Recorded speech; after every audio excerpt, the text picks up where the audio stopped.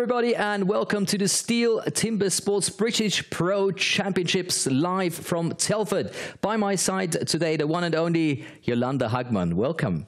Hey Marcus, it's great to be here. I'm so happy that you're here. You're a 3-time Swiss champion, and of course, only a few weeks ago, you won the Austrian Open Championship. You're in great shape. I was lucky enough to win that last competition. I didn't think I was going to get it. But you did it. So what can we expect from today? What do you think? I think it's going to be a great competition. It's everyone's game, so we'll see what happens. Well, that sounds great. And of course, we've got Troy Mannering doing the commentary on all the competition. And Alex Kirky will be live in Telford. He is our field reporter. And hopefully I can see and hear Alex in a moment. There he is. How you doing, mate? Hey Floaty, hi Jolanda in the studio. Yeah, welcome to Telford for the STIHL TIMBERSPORTS British Pro Championships. Shortly we're going to see the axes and saws in all their glory. It's fantastic to be back in the birthplace of industry here in Telford, one of the significant influences in the Industrial Revolution in this country. So all about making things work faster and with more power, and that's exactly what we're going to see from our athletes on the stage today. Well, thanks very much, Alex. This man is full of power, and of course, so are our 11 athletes. We're going to take a closer look at the competitors for today.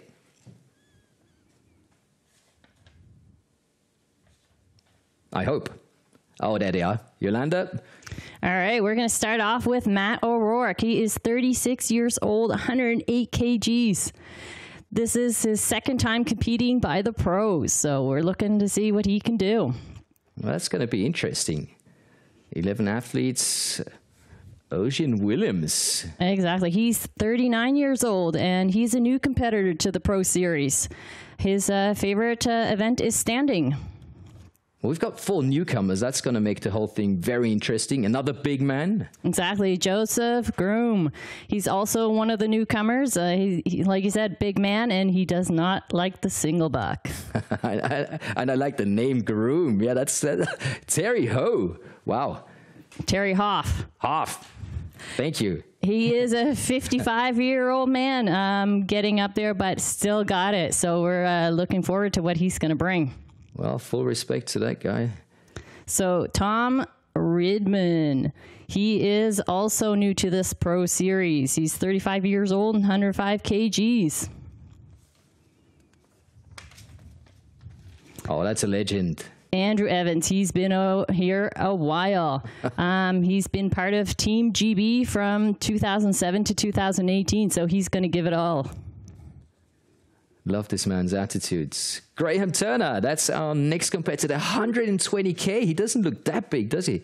No, and he's only 35 years old. So he is actually the first Scottish athlete in the GB competition. And Bill Joaquin, he is our oldest competitor. He's 59 years old. He's been a part of all the British competitions. So let's see what he's got. Well, STIHL TIMBERSPORTS obviously helps to stay young. Exactly. What about Johnny Lewis? Johnny Lewis has also been a part of the sport for quite a while. He was second in the 2019 competition. And that's one of the favorites now, if I'm not mistaken. Pendlington, exactly. He's the one to watch. He's one of the young guys. He's been a part of this competition a while, but he's a second-generation chopper, so let's see. And he looks very determined. Just look at the picture. Oh, and that's the man to watch. Exactly. The man. Last but not least, Elgin Pugh, 39 years old. He holds a national record, and we'll see what else he can do. Oh, yeah, that's going to be very interesting. Of course, we all know there's not been a lot of STIHL TIMBERSPORTS going on in the last 1.5 years in GB. So we're very happy to see the Welsh, the Scottish, and the English timber sports athletes compete again. And it's 3 rounds, 6 disciplines, and we're going to take a look at the competition format right now. The STIHL TIMBERSPORTS individual competition. In the first round, all athletes compete in 3 disciplines: the underhand chop, the stock saw, and the standing block chop. The times achieved will be converted into points upon completion of each discipline. In round 1, a difference of 1 point applies in each discipline, thus the fastest athlete received 12 points and the slowest only 1 point. Any rule infraction will result in a disqualification, and the athlete will receive 0 points for that discipline. At the end of the first round, the athletes with the lowest scores are eliminated. Only 8 athletes make it to the second round. In this second round, the remaining athletes compete in the single buck and the springboard for increased scores. With 2 points difference between placings, the fastest athlete now receives 16 points and the slowest receives 2. The 2 athletes with the lowest total points are eliminated at the end of round 2. Only the top 6 reach the third round. In the third round, anything is still possible in the hot saw, as an increased score interval of 3 points applies in this final round. The fastest athlete can score up to 18 points at the hot saw, the slowest only 3 points. The athlete who manages to achieve the highest total score across all 3 rounds is the new champion.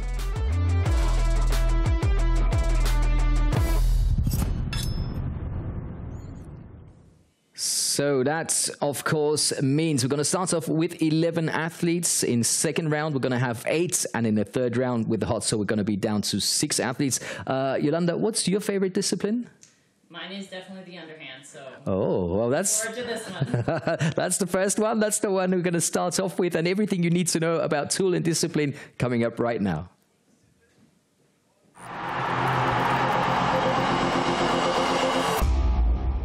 The axes used in timber sports definitely can't be bought at your local hardware store.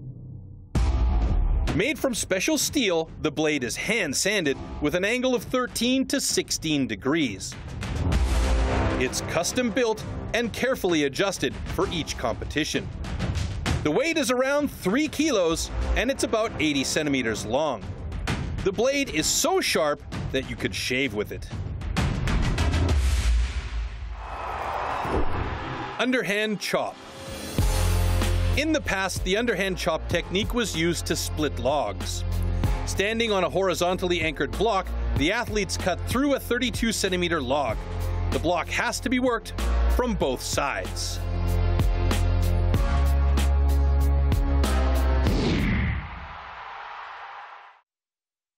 Take a closer look at the start list. In Heat 1, it will be Matt O'Rourke. In Heat 2, Ocean Williams will take on Joseph Groom. In Heat 3, Terryhoff against Tom Redmond. Heat 4, Andrew Evans against Graham Turner. Heat 5, Bill Joaquin against Johnny Lewis. And in Heat 6, Glenn Pendlington taking on Elgin Pugh. Oh my word. That's going to be a very, very interesting last heat. Troy Mannering, are you ready to rock and roll with our athletes? Good to go, buddy. I can't wait to get this one on the road. Unfortunately for Matt O'Rourke, he's going to be out there all by his lonesome on that stage to start the mission with.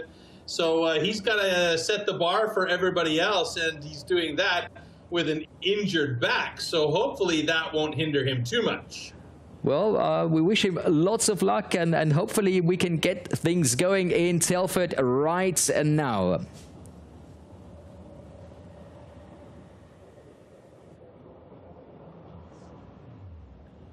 And there we see our beautiful stage in Telford getting ready for the competition. And as I said, Matt O'Rourke is going to be alone on the stage, as we only have 11 athletes. Normally we're seeing 12, so that there are 2 athletes in each heat, but it does happen from time to time where a single athlete will be out there to set the stage and set the time for everybody else.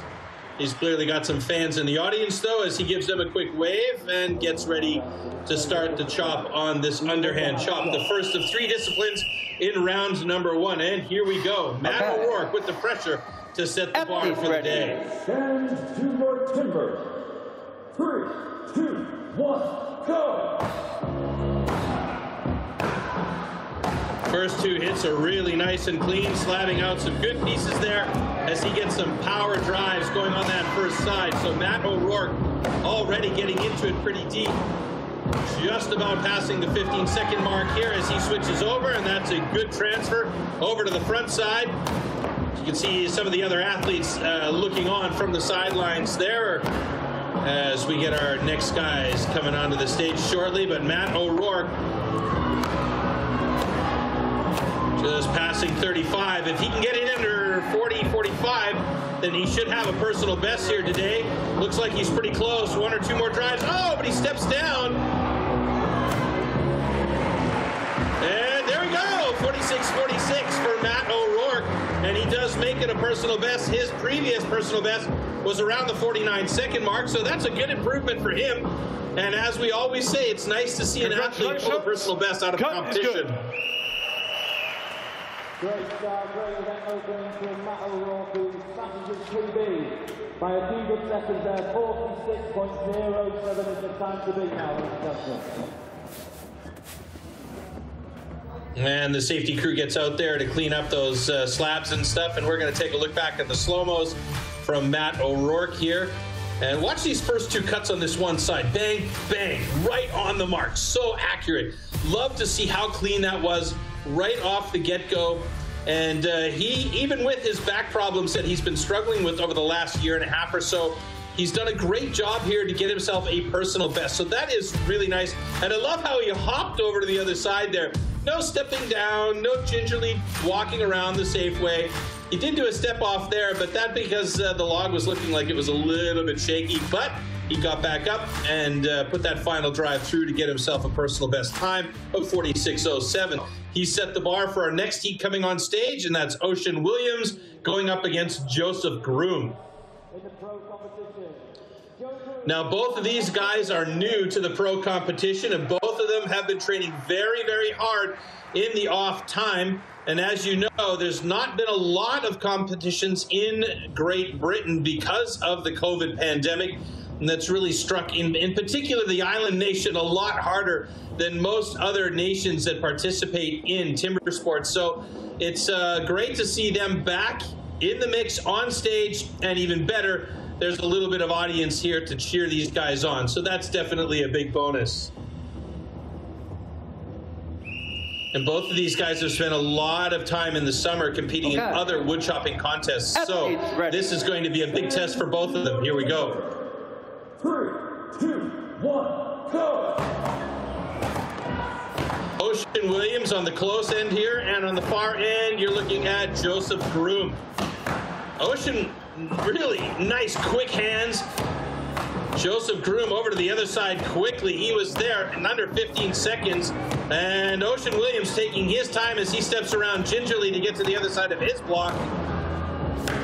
But right now, Joseph Groom looking really good as he gets deep onto the second side. This is where it gets hard for some guys when their fitness level isn't really at where it's supposed to be for these events. This second side can be really difficult as you start to get tired. The excitement of that first side takes a lot of energy out of you. And Joseph Groom looks like it's going to be 1 or 2 more drives to get through. There, he's got it in 45.04. And Ocean Williams with a 46.16. Both of these guys dropping some personal bests here. So this is great. A really great way to start this competition. 3 personal bests out the window right away, and that car is driving away fast. Okay, congratulations. Both cuts are good. Great first event for both.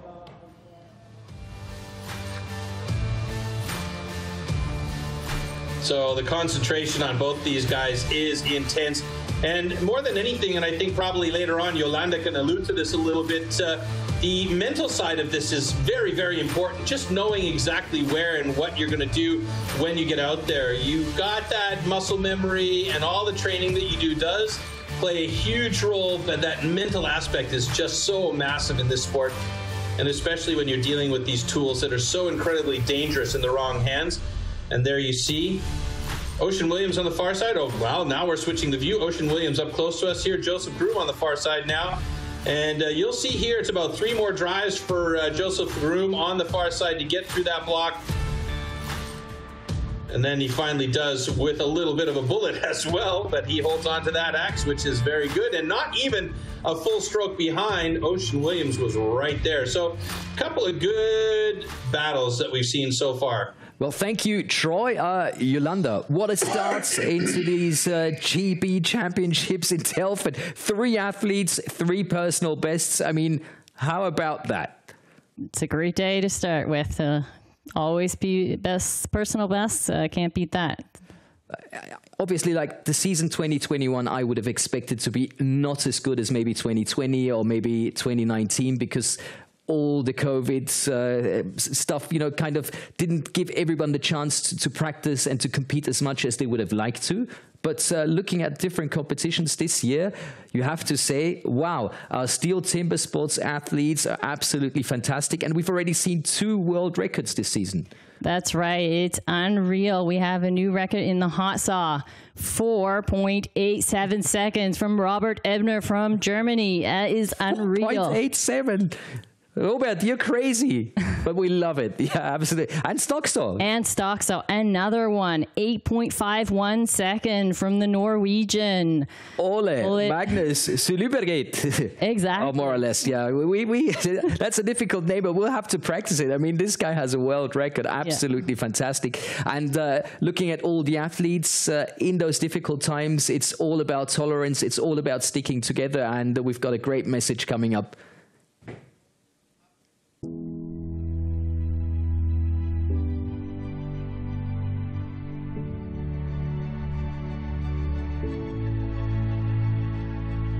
We are Timbersports. United by passion for the sport and competition. We chop down racism and say yes to tolerance. Yes to tolerance. Say ja till tolerans. Yes to tolerance. Yes to tolerance. 是的，理解宽容。Powiedz tak tolerancji. Ja zu Toleranz.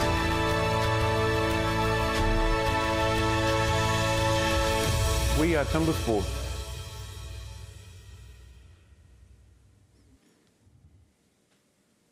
One big STIHL Timbersports family, but a very competitive family. Yolanda, looking at the GB Championships, there's 4 new athletes competing for the first time on the highest level. How hard, how difficult do you think it's going to be for them?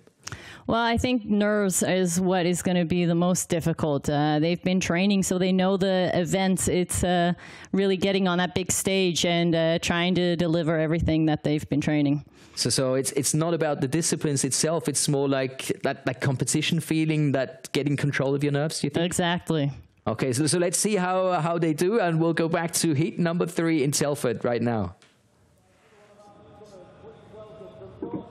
All right, heat number 3 coming up between Terryhoff, one of the granddaddy caddies here at 55 years old. He's 20 years the senior of Tom Redmond, and this is a new pro competitor, Tom Redmond. He's also got a little bit of an internal battle going on with his buddy Joseph, and that is Joseph Groom, so it's going to be bragging rights for these guys. Let's see how they do here.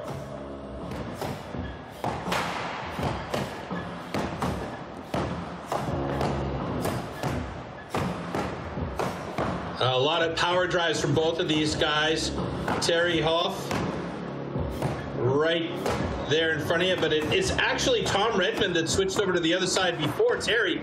So obviously this is something that he's been taking a lot of time to make sure he's really on point. Now Hoff has joined him on the other side. That's his nickname, by the way, his last name. And he is through in a great time of 29.57, and that will put him on top of the leaderboard so far for Underhand Chop. Terryhoff battling to try and get through there. Oh, he's got a quick step down in that last little one, and he's got himself a personal best as well with a 43.94. So already so far we've seen 5 personal bests drop by the wayside, which is fantastic. And Terryhoff with his 43.82 is currently sitting in second place, but right now the time to beat is that time from Tom Redmond of 29.14. Okay, congratulations. Both cuts are good.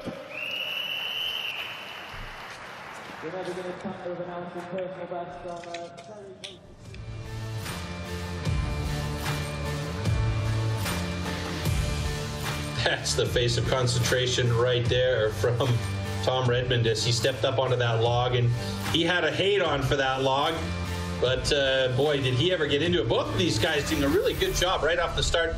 This is something that I mentioned earlier on. You know, you spend a lot of energy and a lot of power on that first side, and then if your fitness level just isn't where it needs to be at, then that second side is going to cause you problems. And in fact, it almost looked like Tom Redman was going to have problems staying on as he jumped over with a little bit too much vim and vigor and almost slipped off the block, but he controlled it and got back up there and kept hammering away for a very good time. And there's the final drive from Terryhoff. So, a legend, Andrew Evans, his personal best just over the 29-second mark. And Graham Turner, he is a new pro competitor, so whatever time he locks in today, that will mark as a personal best for him.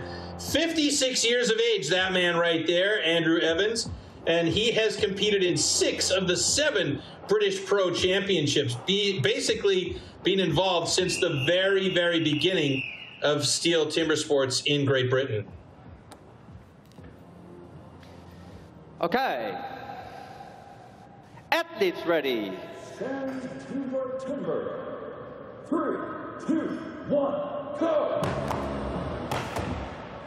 And here we go, and get a view from both sides of Andrew Evans and Graham Turner hammering away in heat number 4.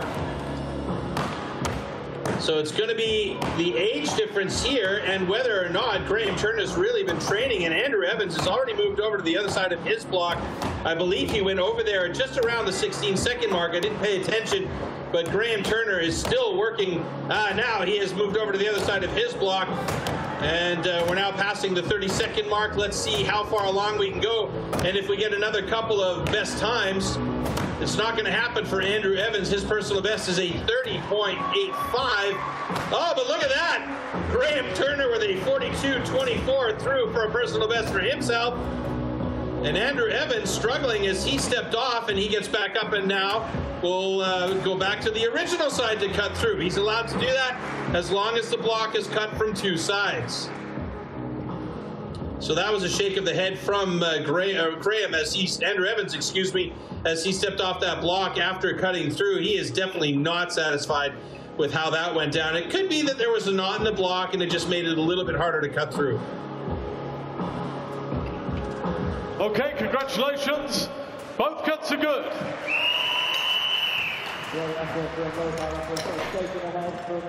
Great job by Graham Turner, though. What a fantastic personal best for him. And that actually puts him in 2nd place in the Underhand Chop results. So he was definitely fired up for this competition.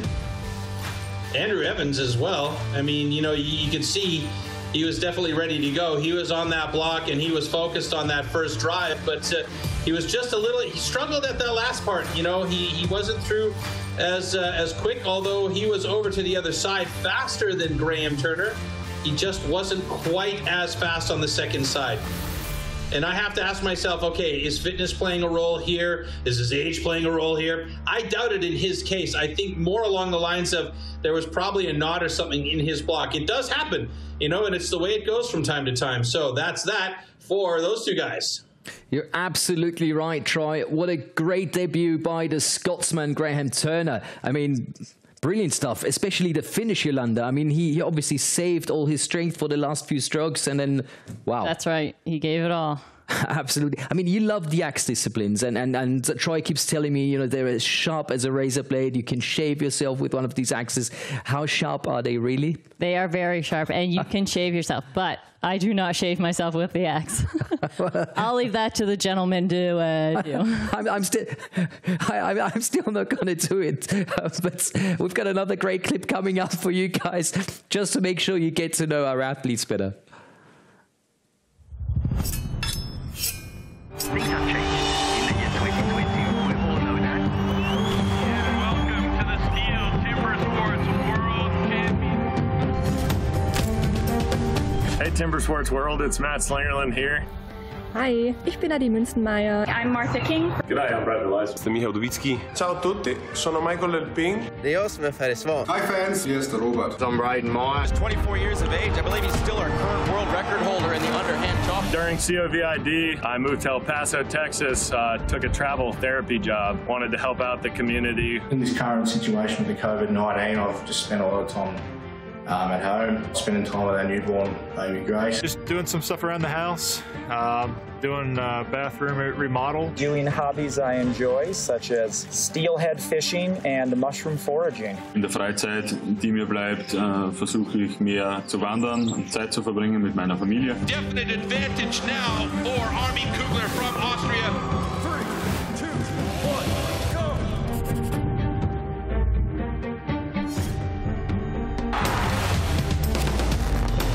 Ich hoffe, dass bald wieder vorangeht, dass die Saison starten kann, auch dieses Jahr noch. We're a strong community and we love our sport, so keep training, stay positive. Es kann bloß besser werden. Wir halten jetzt alle voll durch. Still keeping up with some of the training, because eventually when this thing's over, we're going to have a competition sometime.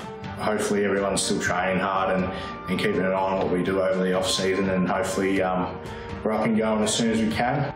We're a community. We're in this together. It is just a fantastic event. The excitement in the audience, the fans absolutely going for it. It is loud as can be in here. The fans are going bananas, and we are going to see some epic competition here.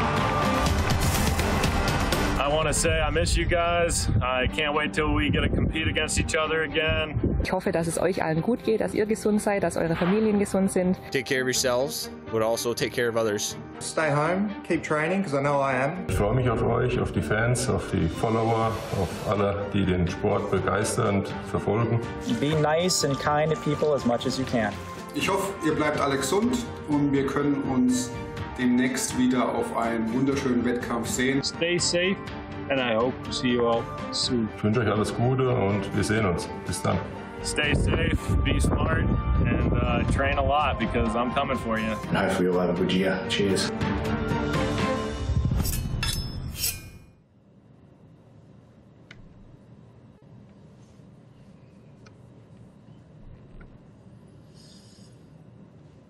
All right, Marcus. Well, Heat 5 in the Underhand Chop has Bill Hockey and Johnny Lewis there. Or Joaquin, excuse me, I have to pronounce his name correctly. He's actually originally from New Zealand, and you know there's some great competitors coming from New Zealand, and he has been participating in all 7 British Pro Championships. So here we go. Between these two big men, Bill Joaquin and John Lewis. Joaquin on the left-hand side of your screen. John Lewis on the right has just moved over to the other side of his block. So he has a slight advantage over Joaquin now, who has finally and gingerly moved over to the other side of his. It looks like we might have a good time here. It's going to be John Lewis, Johnny on the spot with a personal best of 24:31. Bill Joaquin has got it done in 33:52. So Johnny Lewis with a 24:31 moves to the top of the Underhand Chop results, and by virtue will take over the lead in the overall standings for the moment. But there is one heat still to go.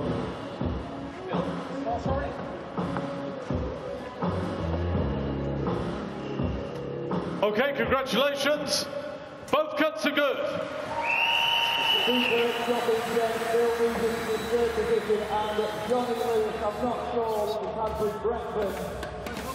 So far from 9 competitors on stage, we've got 7 personal bests. And Bill Joaquin with his time of 33:28.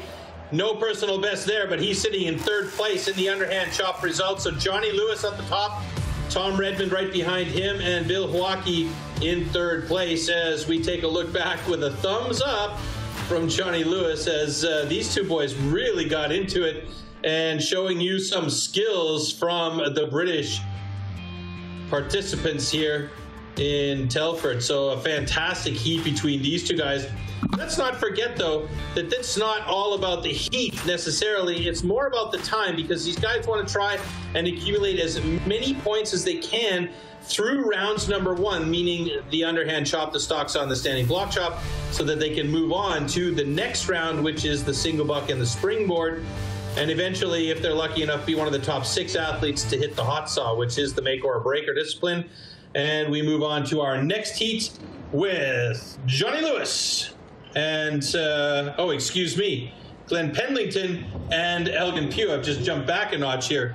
So a young guy who's got some skills, years old, going up against also youngish guy at 39. But what you have to know about Elgin Pugh is he has won 5 of the 7 British Championships. This guy is legendary. Glenn Pendlington knows this, so he's got his work cut out for him. And Elgin has also participated in the individual World Championships. So Okay. he has got some pedigree behind him as well. Here we go. Timber. 3, 2, 1, go!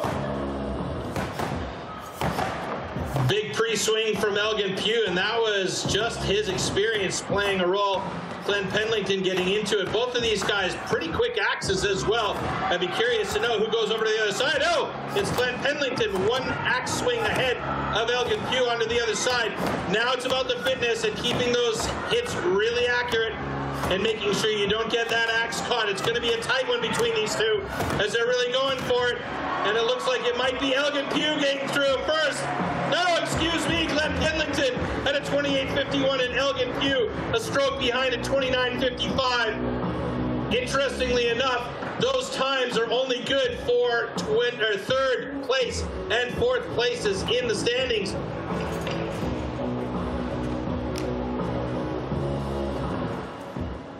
Okay, congratulations. Both cuts are good. So Johnny Lewis's time of 24.12 holds water, and after adjusted times, I'm looking at the scoreboard here, Glenn Pendlington and Elgin Pugh both have, okay, let's see, 29.17 for Glenn Pendlington, Elgin Pugh with a 29.34.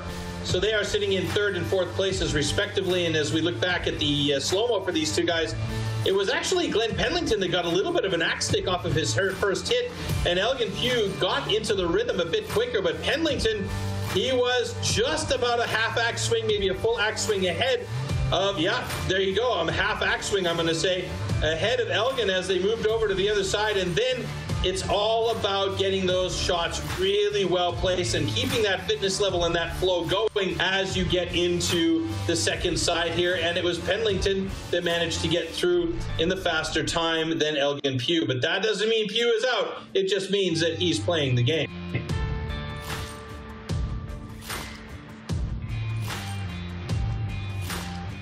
How close was that? Wow. All right, so there you have the order of operation for the underhand chop. Johnny Lewis on top, Tom Redmond and Glenn Pendlington 1, 2, and 3. And that will be the way it is with the overall standings as well, as this is our first discipline in round 1. Troy, I really enjoy that. How about that for a great start? And the Telford stage looks absolutely amazing, and so has the performance of our athletes been. And Alex, I'm pretty sure you have found someone to talk to back there. How are you guys on? Yes, Floaty, I certainly have found someone. I do apologise about the noise of the hot sauce behind us. I'm joined by Johnny Lewis, who's just posted a miraculous personal best. What have you been doing during lockdown to post the new PB and take away those full 8 points there? Well, I've been, I can say as I've been training a great deal. I've been getting in as much training as I could, but I'm back to a physical job, so that helps. But no, more than pleased with that. New axe out for today, so that's made a big improvement. So yeah, more than chuffed. I was just talking before, you finished 2019 at the last Pro GB Championships we had before the pandemic with a 2nd place finish. It looks like you've started today with a real bit between your teeth. Oh, you never come here not expecting to try, and we all come with the anticipation to have a go, and at the moment, like you say, it's working out well. I prefer the chopping events, so them's my strongest events, so yeah, we'll take as much as we can in them to start, so yeah. We all know Elgin Pugh, 5-time consecutive champion here with the pro events. It's an open field this year, would you say, Johnny? It's yeah. It's good to see the youngsters coming through in the bottom, and they've got a good fighting chance as well. You know what I mean? We can't knock them at all. They're setting some good times. So it is completely an open field, and you know what I mean, hope I stay at the top of it, you know what I mean? We just have to see, you know what I mean? Well, he's certainly there to be knocked down now, and I'm not going to be the man to do it. It's back to you guys in the studio. That was Johnny Lewis. Thanks very much, Johnny and Alex. That was a very enjoyable interview. But we've got the stock show coming up in a second, Yolanda. How about that discipline? Do you think it's a big difference to the chopping events? It definitely is. It is a tricky discipline. Everybody thinks, oh, stock saw, I got it. Let's just do it, yeah. It does need a little bit of training. And I love, you know, you can just buy that saw. So, I mean, practically anyone could have the saw, but not be able to do what these guys are doing. So this is all you need to know about the next discipline.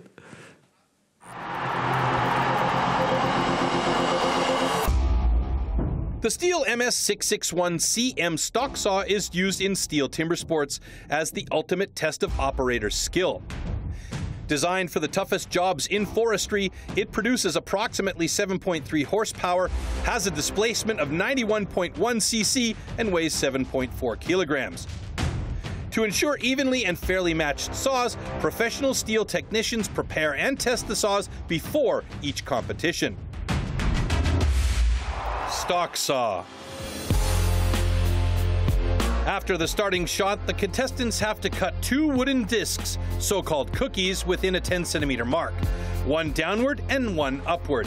The attempt is only valid when both discs have been cut off completely and within the marks.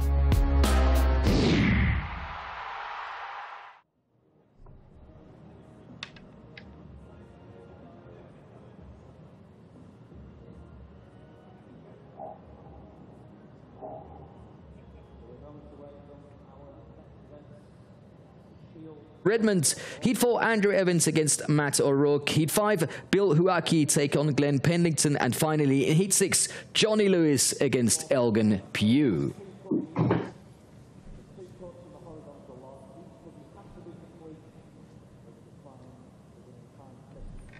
All right, once again, we are going to have a single athlete on stage because of the odd number of athletes competing in our first set of disciplines here. And as you see, Joseph Groom, this is his first appearance at the British Championship, and his favorite discipline is the underhand chop, and that definitely showed as he was very, very good, getting a personal best for that discipline.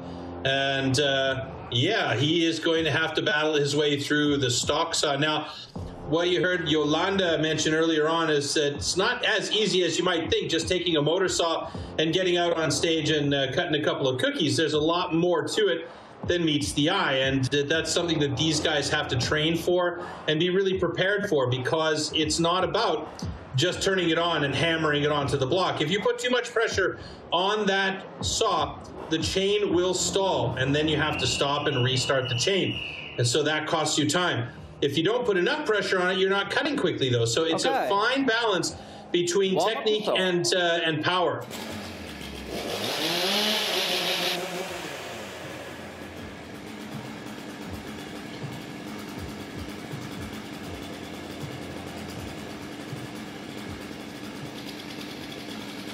Athletes ready.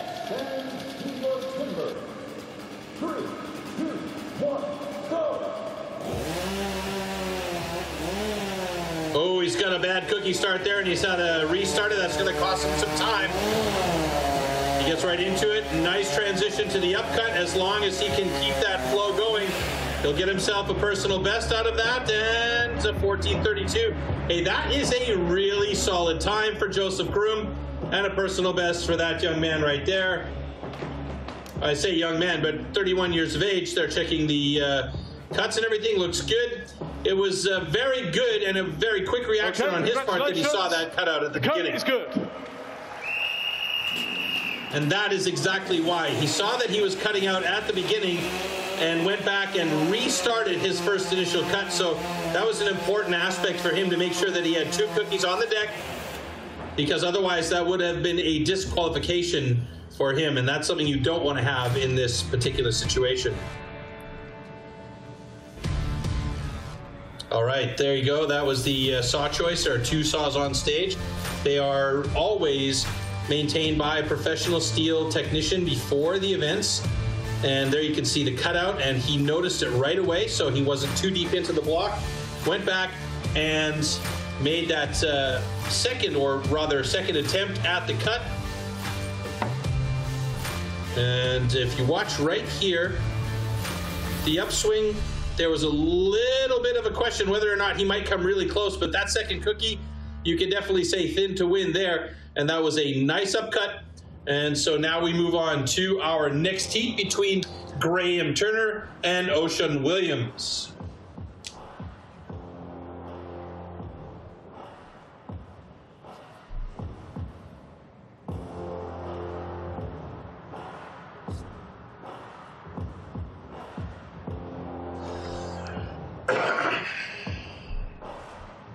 Now you see these guys marking the blocks there. They are giving themselves a guideline for their first and second cuts. So they'll do a small mark at the top and then another mark at the midsection, so they'll see where exactly they have to try and aim their saw.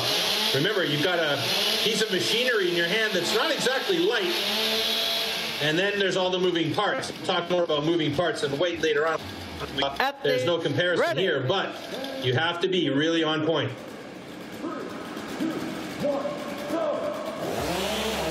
So Graham Turner on the left, Ocean Williams on the right.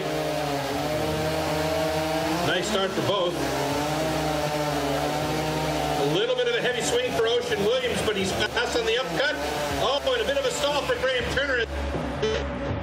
And he had to reposition and get that blade through a little bit farther. Both of them taking personal best times, though.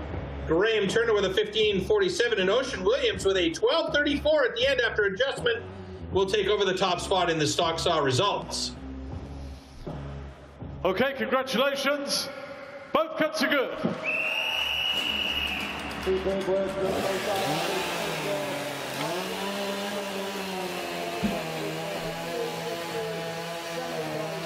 Now we should burn through the stock saw quickly. As you can see, the teams come out on stage, make sure the stage is nice and clean, re-flatten the cuts so that everything is nice and square.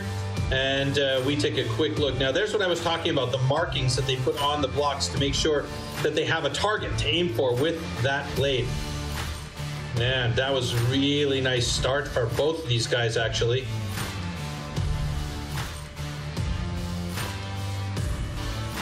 Now, one thing I did notice is that on Graham Turner's side, he had barely any kind of bottom swing, but then right there, he got the tip of the axe, or the tip of the axe, the tip of the saw buried inside the block, and so he needed to readjust and go down. You can see where it disappears, that sawdust spray goes down. So now Terryhoff and Tom Redmond are up against each other.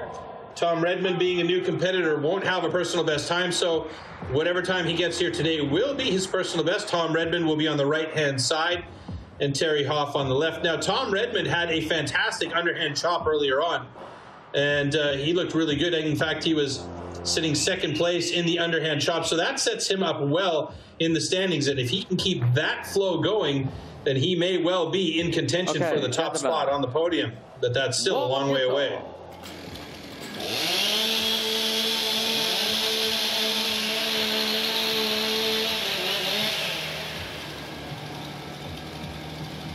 Now, I mentioned earlier the mental aspect of everything that goes on here. You can see these guys, they'll check the position of the saw. Ready. They'll look at their hand positions. Here we go.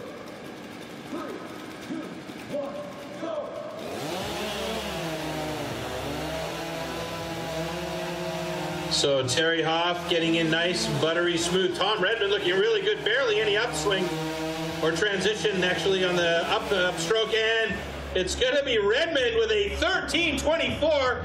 Terryhoff with a 14.00. There'll be some adjustments on those times as well, but Tom Redmond, wow, he is having a day. Sitting in second place in the stock saw results so far with that it's a 13.07 after adjustment, and Terryhoff with a 13.89. These guys are not that far apart.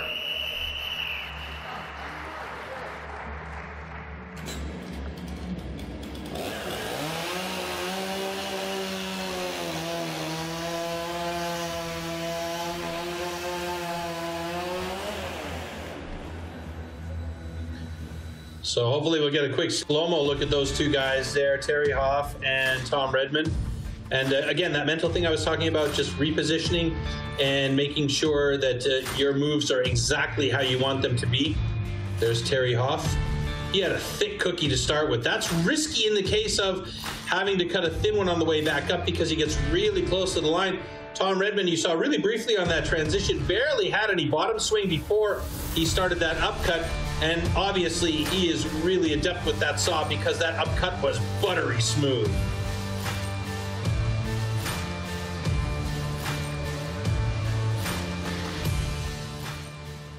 All right, next heat coming up, we have Andrew Evans, the legend, going up against Matt O'Rourke. Matt O'Rourke, second time competing as a pro. He'll be on the right-hand side of your stage there. Andrew Evans right there on the left-hand side of your stage.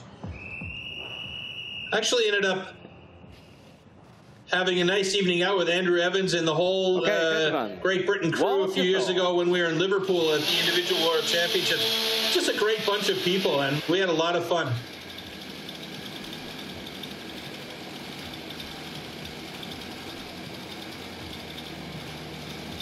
Athletes ready.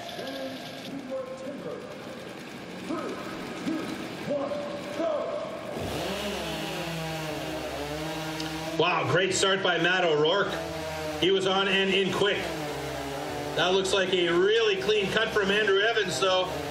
And Matt O'Rourke is going to be quick. It's going to be really quick. Oh, but it's Andrew Evans who got faster in the end with a 12.84, and Matt O'Rourke with a 13.16. Both really fantastic times, right up there in the top 5.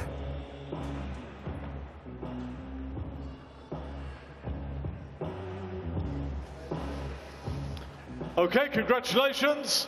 Both cuts are good. So after adjustment, Andrew Evans with a 12.79 and Matt O'Rourke just behind him with a 13.06 in positions 2 and 3 in the stock saw so far.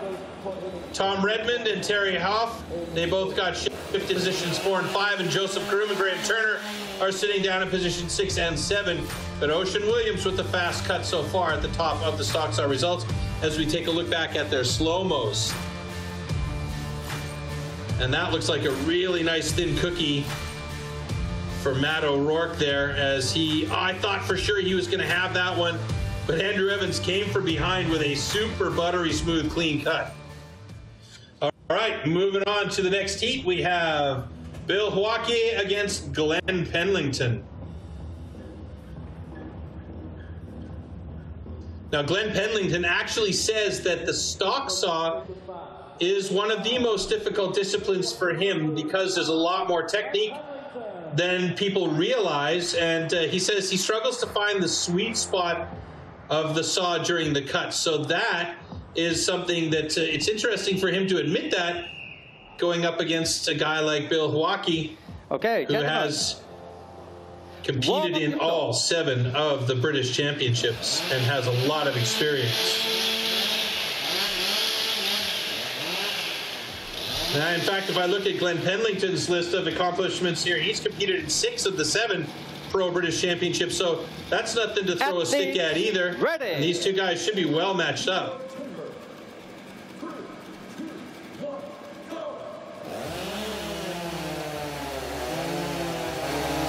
Nice start by Glenn Pendlington, who we're on camera with right now. Bill Joaquin on the other side looks like, oh, he's got a cutout. Is that Bill Joaquin? It is. So he's got to reset. Glenn Pendlington gets it done in 13.83. So that means he is sitting in 5th place in the stock saw. Obviously not his strongest discipline, and it was a great bit of recognition by Bill Joaquin, who saw a cutout happening and had to go back and recut, and there is a flag on the play. Now, by virtue of that cutout, I think that's the reason for the flag, but I did see him start to cut another cookie. The question is whether or not the judges see 2 cookies on deck.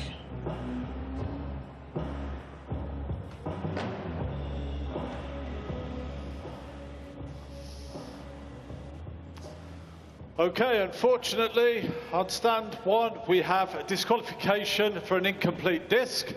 However, this cut is good.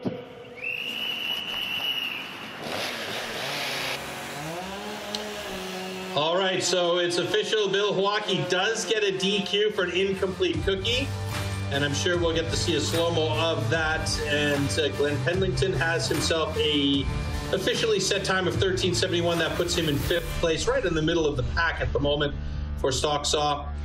And you can see here he had a good start, but he did say, and as I mentioned, that he struggles with the sweet spot of the saw. And there is that cutout.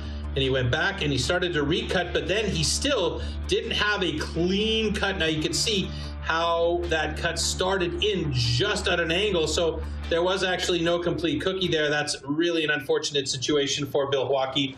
And our last heat on deck, heat number 6 between Johnny Lewis, who was, you could call him the Undertaker in the Underhand Chop. He took that down with a personal best 24:12. Now he's some damage in the stock saw against Elgin Pugh.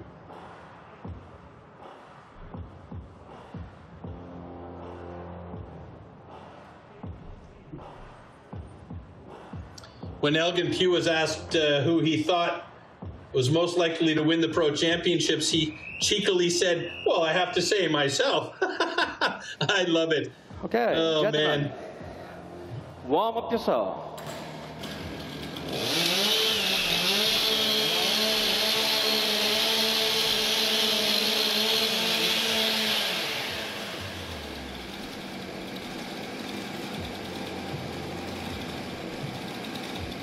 Athletes ready.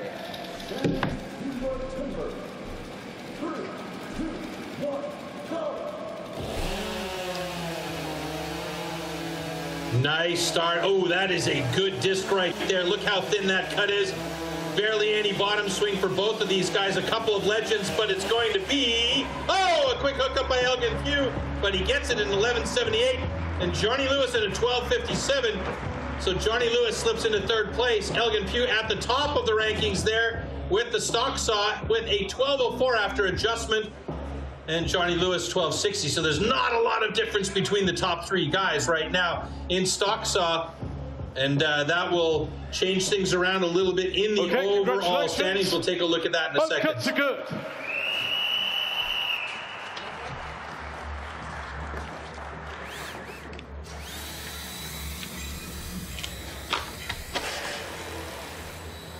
And once again, our fantastic crew coming out onto the deck to make sure that everything is clean. And there'll be a complete stand change for our next discipline, the standing block chop. One of the most difficult, but let's take a look back at the stock saw here between Johnny Lewis and Elgin Pugh.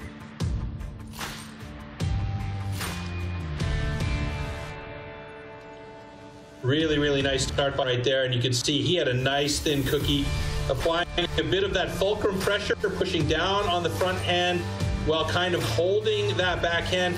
On the upstroke, though, you might see it at the top of the shot here. There was a little bit of a twitch, and I thought that maybe that would give the opening to Johnny Lewis to come through, but Johnny Lewis had a massive second cookie, and that probably slowed him down a little bit. More material to cut through and pressure on the saw.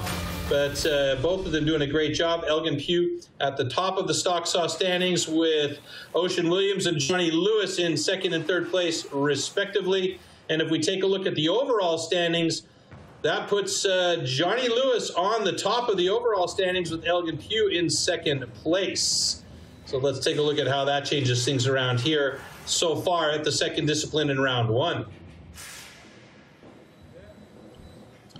There you go. Johnny Lewis, Elgin Pugh, Tom Redmond, 1, 2, and 3. Glenn Pendlington still in the mix in 4th. Ocean Williams moves up. Tom Hauff moves up, and O'Rourke moves up as well. So Matt O'Rourke is shifting around in a positive way as well. So these guys, they need to be in the top 8 to move on to the 2nd round. But standing block chop is coming up next before that's going to happen. It's like Troy is getting excited. Really enjoyed that 2nd round. Elgin Pugh wins the stock saw, and I'm sure Alex has 1 or 2 questions for the man. Over to you guys. Yeah, you're right, Floaty. Elgin Pugh does win again. Now I'm joined by the man, the champ, in fact, here to my left. Now, Elgin, Let's be honest, in the underhand, you got off to a fairly slow start, but you are back with a vengeance in the stock saw. Yeah, that's it, you know. Happy to get some points here on the stock saw, but like you said, the underhand was a bit of a rough start. Found some knots in the front of the block and just sort of hesitated and was almost thinking of switching axes, but I'd stick with it. But it was a rough cut, not too happy with, but you know, keep building on that. Listen, Elgin, you're the reigning champ, British champion, 5-time champion, consecutive championships here in Britain. You're a man who can try his hand at anything. Now, I know during lockdown you've not necessarily been concentrating particularly on timber sports. You've been racing motorbikes as well. Yeah, well, you know, I've just got a bike to play with the kids and, you know, being competitive, just started to do some racing. And, you know, just kept doing it, and it's kept me fit over lockdown and through the winter, so it's pretty good. So we've seen you take the first place finish there in that last discipline. Is this you moving through the gears now as the event progresses? Yeah, I like to think so. You know, you can get a rough block and a rough cut, but there's 6 events. Hopefully I can keep building on that and just keep getting stronger now. So it'd be good to get a good position in the standing, and then single buck and springboard are 2 of my strongest events. So, you know, hopefully get a pretty good cut in the standing and move on. Elgin, thanks for talking to us. So Elgin has moved up to 2nd in the rankings, as Troy has detailed there. We've got 4 more disciplines here in Telford. It's great to be here. The atmosphere is building, friends and family in the audience.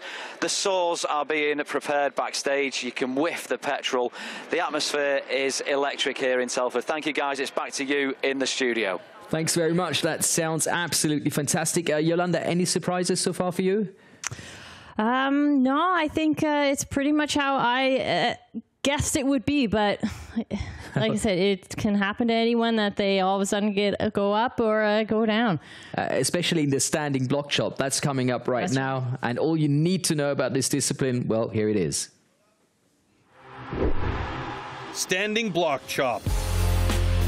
At the standing block chop, the felling of a tree with an axe is simulated. A vertically positioned wooden block with a diameter of 30 centimeters has to be cut through both sides. A powerful and precise swing with the axe is the premise of a good result. One of my absolute favorite disciplines. This time in Heat 1, Bill Joaquin has to go all by himself. In Heat 2, we'll see Joseph Groom take on Graham Turner. In Heat 3, Terryhoff against Ocean Williams. Heat 4 will consist of Andrew Evans and Matt O'Rourke. In Heat 5, Tom Redmond and Johnny Lewis. And finally, in Heat 6, we'll get to see Glenn Pendlington take on Elgin Pugh. Let's do this.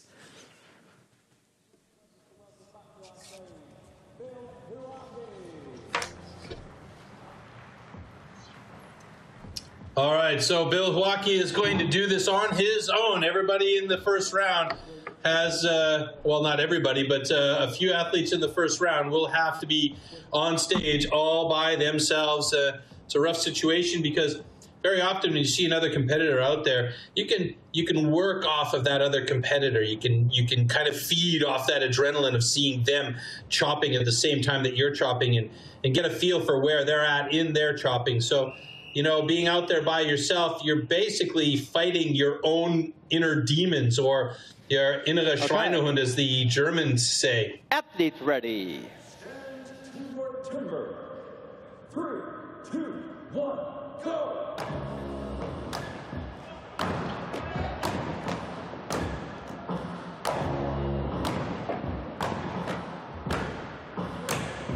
Really nice drives from Bill here. This is a particularly difficult discipline to become adept at because the angle of the axe needs to be just right. The drives need to be just right. One small mistake and that axe can skip away on you and become a dangerous instrument rather than a tool. But this is looking good for Bill. There he goes at a 33.98. So he drops that block in 33.98 seconds. Congratulations. He looks pretty happy with that. The cut is good.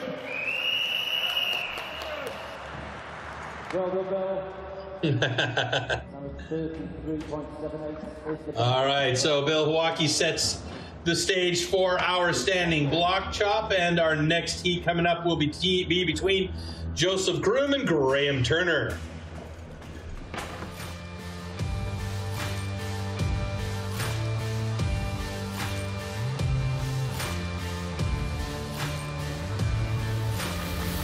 So you can see here, Bill, 2 hits down, or 2 hits up, 2 hits down.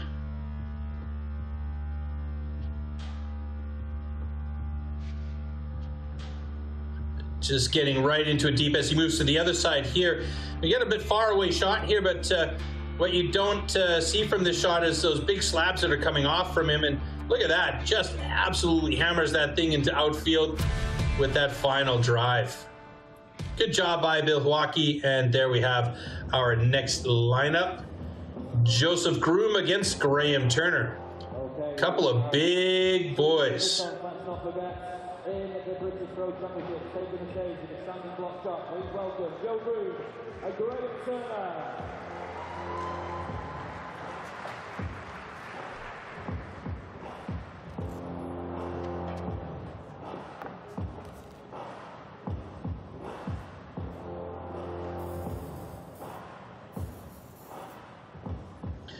So both of these gentlemen are new to the pro competition.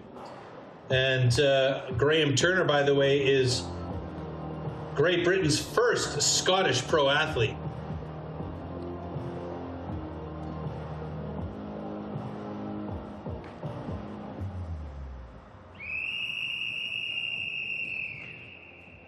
Ambassador in Scotland for timber sports. Okay. And especially if he can continue how he has performed today. Timber. 3, 2, 1. Go!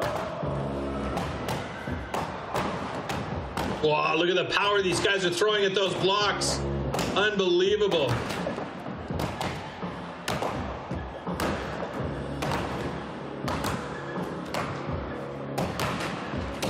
Two up, two down, 2 up, 2 down. And Graham Turner has already moved over. Joseph Groom has now come over to the other side of his block. Graham Turner with a bit of an advantage here as Joseph Groom. Oh, and Graham Turner's got that thing wobbling and he blocks it off. And a 36.70 personal best. Graham Turner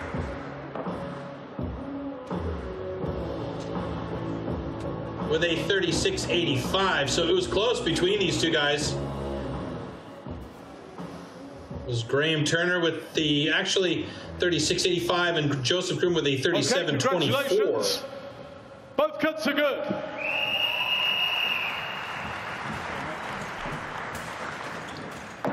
It's not very often you're going to see a DQ in the standing block chop. Normally that comes from, you know, a bit of a late start or an early start, excuse me, jumping the gun. But a couple of big boys that were just going at it with everything they had in this one. Joseph Groom with his 36.75, or 36.35 after adjustment here. Graham Turner with a 36.71. Why they do those adjustments, by the way, is the high-speed cameras that they use will determine when the block is actually split. And it's a physical timer that hits the button for the stop. And then the adjustment will be made, and sometimes, more often than not, you're going to see a little bit of a faster time pop up. And this is the reason why Joseph Groom has got a 36.35 and Graham Turner with a 36.71. Still, both of these guys having personal bests, and a great job by both of them.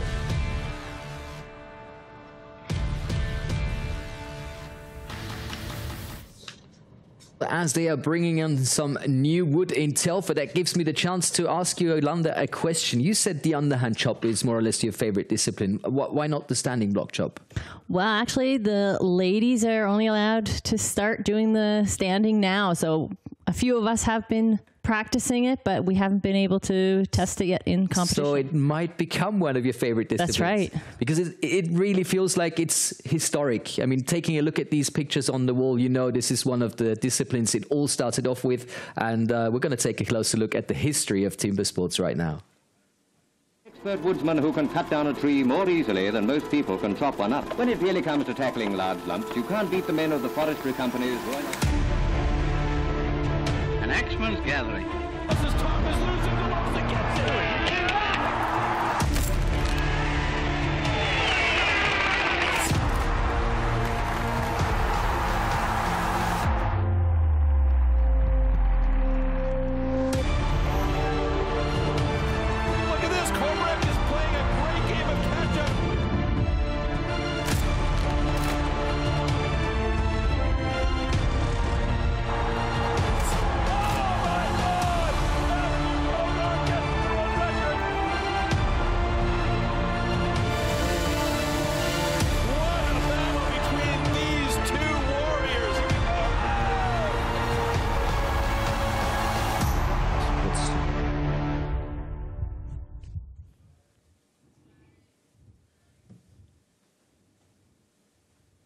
Absolutely fantastic. I mean, that is historic. That is the original extreme sport, and we've got a lot more coming up this season. Let's take a look at the schedule. You can, oh yeah, go ahead. So next weekend we'll actually be in Switzerland for the Swiss Championships. Oh, you're really going to look forward to that. That is your home. And that, of course, is not all. No, the World Trophy European qualifier is also taking place on the 12th of September.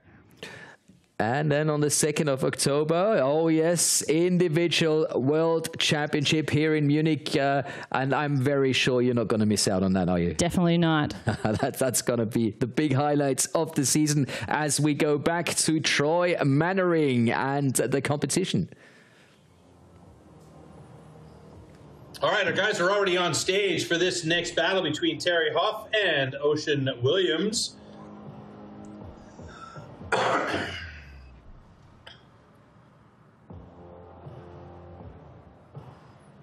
The anticipation mounts as they are standing in wait for the bell. Okay, gentlemen. Athletes ready. Stand to your timber. 3, 2, 1, go! Interesting note on how Terryhoff started. He said he saw a demo at a local show and asked if he could have a go, and that was all she wrote. And there you see Ocean Williams absolutely giving her. Nice job. Getting some big slabs. Terryhoff moved over to the other side of his block already. And he is digging in. Looks like he might have a hard spot, though, as that seems to be hopping a bit. And Ocean Williams has now also moved over to the backside of his block. And these two guys really going for it. Oh, boy, Terryhoff. That thing hopped off the top of that block. And a 32.78 for Terry and a personal best for him.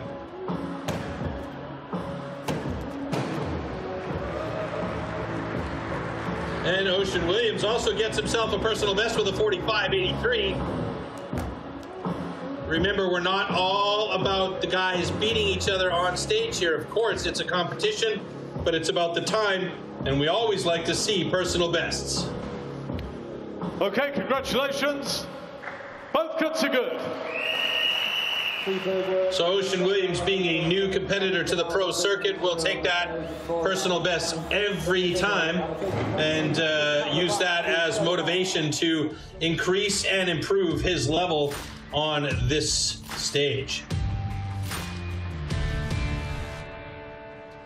Ocean Williams, 39 years old. Terryhoff, 55 years old. But I loved how the block just hopped off the top of Terryhoff's when he was giving it that last drive.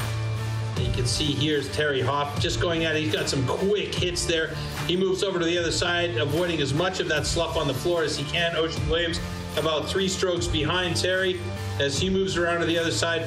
And let's see if we can get a picture of that last drive from Terryhoff. Watch this right here. One more. Whoop, there it goes. Pops off the top. No outfield blast for him on that one, but I loved how it just kind of hopped up there and went for broke as it hit the floor.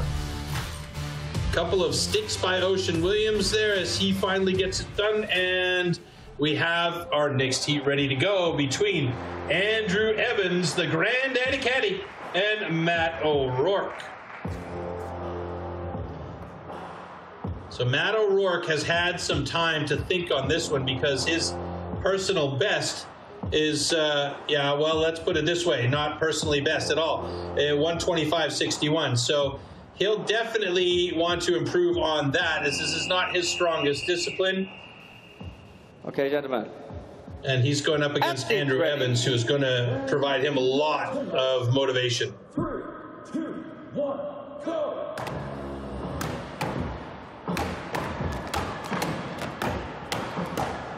So this event is, or this discipline rather, is where that skill and practice, it's just about practice, training and training and training, finding those angles, finding those little bits and pieces. And I think we're going to have a personal best from Matt O'Rourke without a word of a doubt here, as he is already over to the other side, just ahead of Andrew Evans.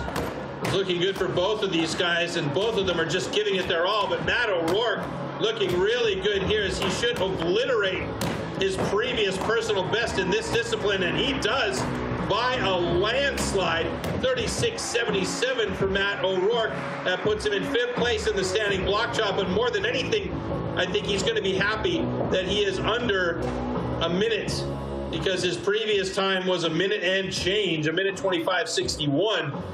So yeah, he's going to be happy about that time, definitely.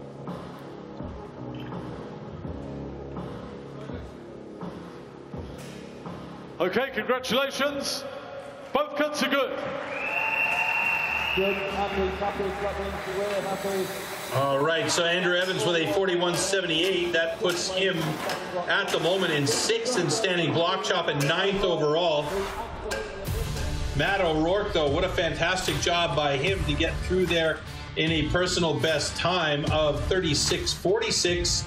As we take a look here, he just absolutely targeted that. You can see he's choking up on the axe a little bit too on his bottom hand, so he's not really using the entire length of the axe. Maybe this was a tactical decision on his part, just to try and get some faster blows in there. That's something that maybe Yolanda can allude to a little bit later on when we get back into the studio. But both of these guys doing a really good job as they come around. I mean, I'm going to say Andrew Evans was maybe 1 stroke behind Matt O'Rourke as they came around to the other side. But I loved seeing the great job that Matt O'Rourke did, especially against a legend like Andrew Evans. Great job by both of these guys here. And yeah, really nice battle between them. Final blow from Matt was just fantastic, and he's going to be happy with that. There you go. That's the fist bump that we needed. And that final drive from Andrew Evans, and you can see he's not super pleased with that. So let's take a look at the standing block chop so far, and that is Terryhoff up on top with his 32.55. Bill Joaquin in 2nd place, Joseph Groom in 3rd, Matt O'Rourke, Graham Turner, Andrew Evans, and Ocean Williams, rounding out the top 7 with our first 3-4 heats taken care of, and then 2 more heats still to go. And I'm wondering if we're going to get an overall standing as well before we head back to the studio. Maybe, maybe not. Maybe not. Well, Troy, I have to say I really enjoy watching that beautiful stage in Telford, but the reverse angle is even nicer, Yolanda, because we get to see a crowd. We get to see people watching STIHL Timbersports. Exactly. It is unreal. How much do you miss that?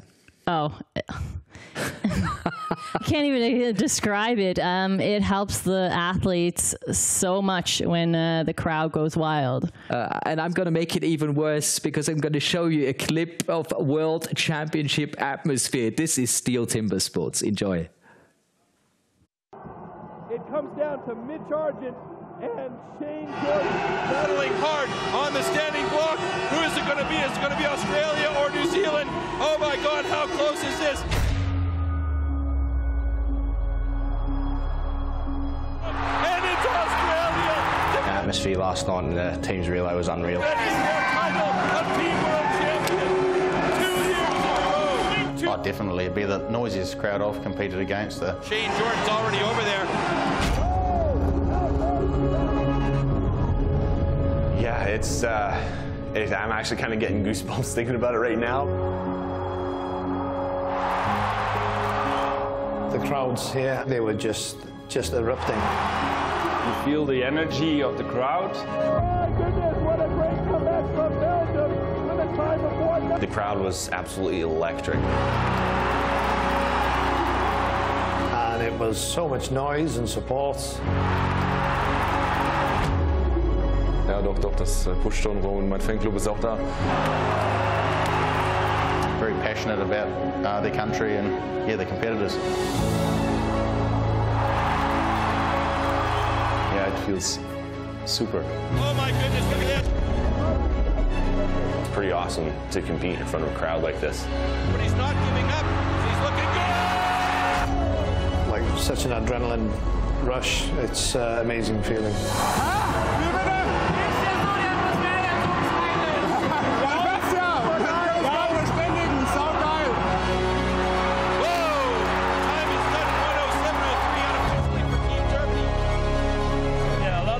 They make a lot of noise, and that's good for our spirit. Is it going to be the Czech Republic? And the crowd goes bananas. It's absolutely extreme here. Man hört.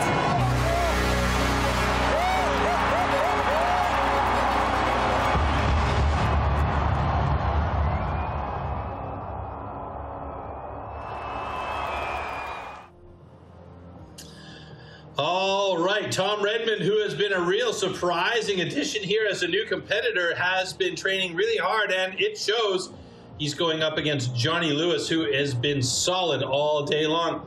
By the way, Johnny Lewis is sitting in second place in the overall standings at the moment, so with a good cut here, he could very well take over the top spot. But if we look back at what Tom Redmond has done so far in the day, he's been solid in the middle at stock saw, and in underhand chop, he was in second, so the standing block chop could be a good move for him if he can pull it off well and solid. 3, 2, 1, go! Ooh, a slip by Tom right off the hop. That's going to play havoc with his head if he doesn't get that under control. Meanwhile, Johnny Lewis just throwing in some huge hits there. Redmond over to the other side quick, though, and Johnny Lewis right there with him. So Tom Redmond, again, looking very solid up against Johnny Lewis. Has been good all day long. 2 more blows for Johnny should do it. Oh, it's going to be Tom Redmond with a 25.86. Wow! What a day! What a day for Tom Redmond at 25.86. That puts him at the top of the standing block chop results so far. Johnny Lewis a stroke behind at 29.81, and another personal best goes out the window for Redmond. Hey, it's been fantastic to watch that man go at it all day long. And whoever that friend is who got him into timber sports, thank you very much. Both cuts are good.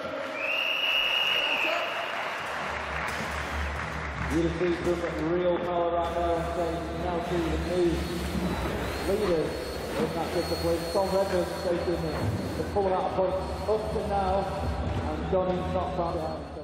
As I mentioned earlier, Tom Redmond has a teammate in Joseph Groom. So there's a bit of an internal battle between these two guys. But if we look at this here, Johnny Lewis, just wow, big, huge slaps coming off that block. And you can see the body action of Tom Redmond. He was actually stepping off of that back foot and pushing in with a huge hip twist. And that's exactly what you need. And obviously that played a huge role in a fantastic cut on the standing block chop here. There was just no holding that man back as he hammered that top block off. And there we go, Johnny Lewis just a stroke behind. And that leaves us up to our heat number 6, the last heat in standing block chop. And then we'll have a bit of a shift in the overall rankings to find out which 8 athletes will move on to round 2. So Glenn Pendlington, he's definitely a guy to watch. He's been training hard. The question is this his year to beat Elgin Pugh? At the moment, Glenn is sitting at the bottom of the rankings, so he needs to have an absolutely stellar standing block chop. And meanwhile, Elgin Pugh is sitting in 4th place. Okay. Athletes ready. Stand to your timber. 3, 2, 1, go! Glenn Pendlington moving fast with that axe. Elgin Pugh going for those long, heavy strokes from the outside field. And Pendlington looking very, very good, moving over to the other side now. Pendlington done the same. I'm going to say Pendlington because I didn't actually see his move, but based on the slab that he clocked out there, I'm going to say he was about 1 or 2 strokes behind Elgin Pugh. But it's a great time for both of them. Glenn Pendlington with a 25.82 and Elgin Pugh with a 26.21. And that means Glenn Pendlington moves up to number 2 in the standing block chop. And that puts him in a great position in the overall standings, means he should go on to the next round. Boy, he needed that. Okay, congratulations. Both cuts are good. Great effort there from both Glenn and Elgin. It's not quite enough to topple Tom Redmond, who still retains and wins that standing top event. Elgin, third place in that discipline. Glenn is second. All right, let's take a look back at the slow-mos here between these two. There's Glenn getting set up, and there's Elgin. Glenn absolutely gave Elgin a run for the money, but you can see the difference between the two. Elgin was going for those long haymaker strokes from way out left field. Meanwhile, Glenn was just, I mean, he wasn't hitting non-heavy strokes or anything, but he was just hitting more frequently. And that, I think, was the difference maker for the time between the two, because it was really only maybe 1.5, 2 strokes difference between them when those blocks came off the top here. And now you can see Elgin, there's a nice drive, that final drive by him, but he was just a hair behind Glenn Pendlington. You can see, oh, it's even a half stroke from that angle. Just fantastic. So Tom Redmond still on top of the standing block chop results. Glenn Pendlington and Elgin Pugh in second and third place respectively. Johnny Lewis, Terryhoff in 4 and 5. And that's going to be interesting how it changes things in the overall standings, as we'll get a quick look at that. Remember, it's the top 8 athletes that are moving on to rounds number 2, which will Springboard, or as they like to call it here, tree. So in the overall standings, we can see Johnny Lewis stays in the top spot. It's going to be Hoff moving up a notch. Williams goes down. O'Rourke stays where he is. Joseph Groom moves up into that 8th position. So he's lucky to be lucky and lucky to be good. Joaquin, Turner, and Evans will be eliminated from competition here. And a great job by Glenn Pendlington to just pull it out and get himself into the next round. So there we have it. Wow, only 1 point separating the top 3. And Troy, I really enjoyed when he said, whoever that friend of Tom Redmond is, thumbs up to this man, because he brought it to STIHL Timbersports, winning the standing block chop. Alex, I'm sure you've already found someone to talk to. How are you guys doing at the moment? Everything is getting really exciting now as we proceed to round number 2. That's right, Floaty. I'm joined by the very man who took the stage by storm, who took the block by storm there, Tom Redmond. This is your first experiences with the pro GB athletes today. You were like a Viking invader on that stage. Well, I tried to give it my best, but yeah, did the job at the end of the day, but it wasn't the tidiest cut I've ever done, but no, still happy with it, happy with the time anyway. Don't downplay it at all. Come on, that was a great effort. What are your hopes for the rest of the competition? Well, if I can stay in amongst it as I am at the moment, then happy days. Happy days. I mean, first time up, so I'm just keen to be, getting involved as I can. Listen, you're right up there. You're there to be knocked down yourself. Have you got your favourite event to come, or have we seen it already from you? Mine would be the standing block, so we've just seen that, but hopefully we'll try and push on with the rest of the events. Now, what have you got left in the tank? Because you just had a little sit down there. There's always plenty in the tank. Good man. Listen, Tom, thanks very much for talking to us. You've just seen Tom Redmond absolutely obliterate the standing block chop event there. That's put him right in the mix up with Elgin, Pugh, Glenn Pendlington and Johnny Lewis. We've got more white-hot action here from Telford to come, as I'm sure you'll agree. Absolutely agreed. Yolanda, you have to have something left in the tank, as they so beautifully said, because 2 more big rounds coming up. That's right. And they're the ones that count. Absolutely. And some of those scenes you can already watch on Amazon Prime. A lot of competitions that are, that have already been happening and you can watch now. And of course, everything that's going to be happening in the future. So make sure to take a closer look at everything right here. Oh my God, how close is this? It's one of the closest heats we've had all day long. And it's Australia. When the crowd's not, you know, erupting, screaming and shouting, it just really does give you goosebumps. It's pretty awesome to compete in front of a crowd like this. I've been working my ass off the last 5 years to get to this point. Is it going to be the checker bubble? Yes, it is! And the crowd goes bananas! As he moves on, then goes down. He's looking good! It might make some people nervous. It doesn't make me nervous. It makes me ready to go. To come here to the World Championships is one of my dreams. It has been ever since as a kid. And of course, round 2 starts with this single buck, and trust me, that is a very, very, very difficult discipline. All you need to know about single buck, here it is.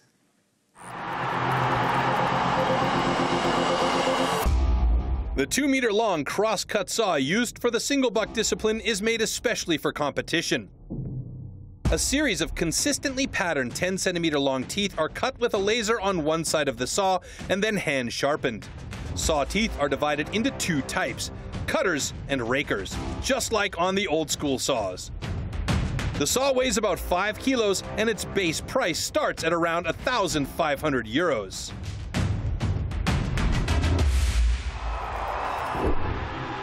Single buck. The single buck is a one-man saw about 2 meters long. With this, the athletes have to cut off a complete disc of a 46-centimeter thick wooden block. The perfect interplay between rhythm and strength is the key to success.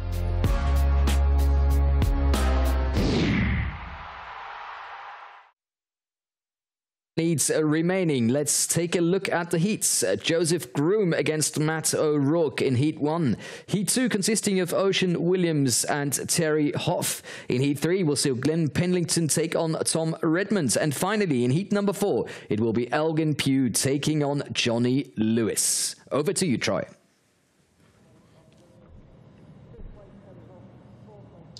Thanks a lot, Marcus. And getting ready with the single buck, otherwise known as the Misery Whip, in Heat number 1, Joseph Groom will be going up against Matt O'Rourke. Now, both of these guys have said that, yeah, the single buck is not necessarily their top, but the one difference is Joseph Groom, he recently bought his own saw in order to be able to train with it. So, you know, we'll see how these guys come out with the thing at the end of the day. Single buck is, it takes a whole lot of core strength, is the word from Matt O'Rourke. And he himself says it's something he's lacking in the last years. I'm really hoping that both of these guys have got their cores tight for this one, because you're going to need it. And you'll see exactly why once they finally get these saws moving.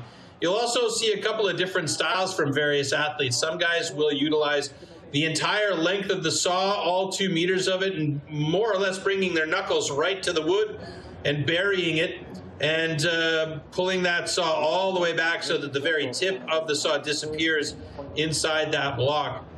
You'll see other guys who are going to opt for quicker, or rather faster strokes, using just the middle section of the saw. Both are effective. One is a little bit more efficient than the other. And then you can see right away Joseph Groom opts for getting a fairly thin setup on his start cut.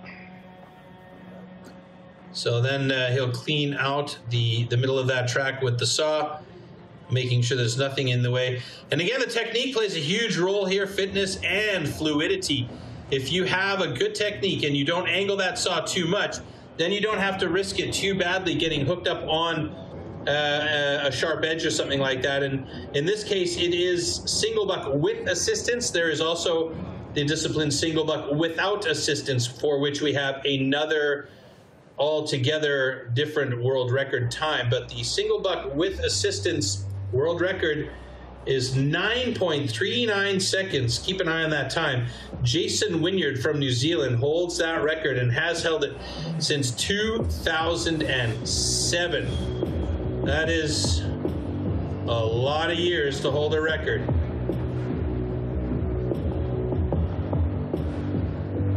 In fact, I believe it is the longest standing world record currently on the books.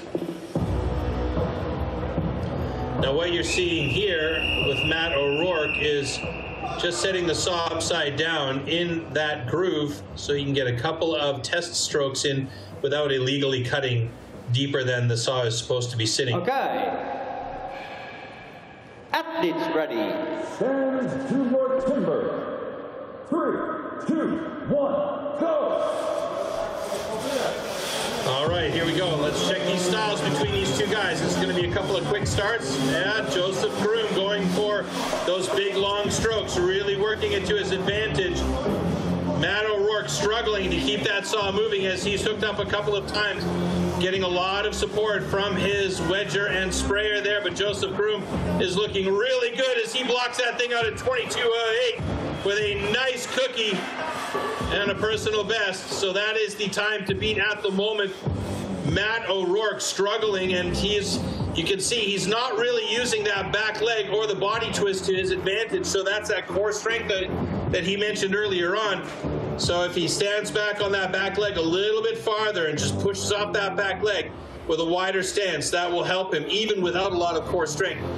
But as Yolanda mentioned earlier on, you know, you have to be strong all around, but in particular, core strength is a huge one for this one. Both cuts are good.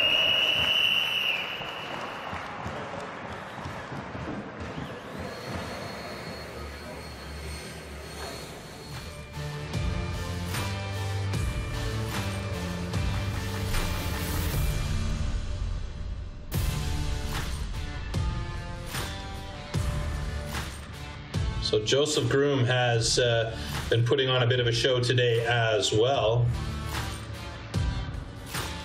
And his buddy Tom Redmond will definitely be keeping a close eye on how this one went down. And right there you can see how the saw stops for Matt O'Rourke, and he just struggled to get the thing started again. And then the other reason why they call it the misery whip is when he gets it stuck on the back end of the draw and tries to push it through, it bows and bends, and that just makes it so much more difficult to maneuver that 2-meter long saw with all those cutting and sweeping teeth. That is a ton of extra work that has to go on there, and you can see Joseph Broome really utilizing the full length of the saw. So that is an area where Matt O'Rourke is going to actually have to do a lot of work in order to become proficient with this particular discipline. Everywhere else, he's really strong, but with this particular discipline, he definitely needs to step up his game. All right, Ocean Williams up next against Terryhoff. Couple of boys from Wales going to be battling with each other.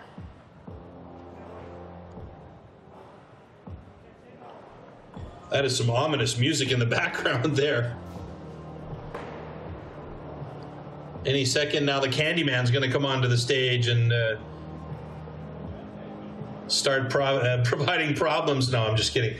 So Ocean Williams will be on stand A on the left-hand side of your stage. Terryhoff, stand B on the right. Ocean, as we mentioned earlier on, is new to the competition, the pro competition. Terryhoff has been competing in 6 of 7 of the pro British competitions.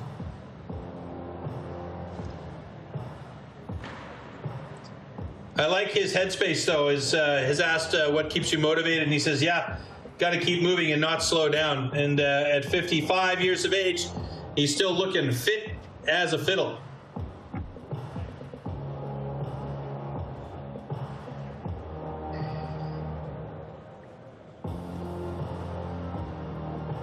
His profile picture is also quite funny. He's got mischievous eyes, so I'm guessing based on that he is the jokester on the backstage of these events.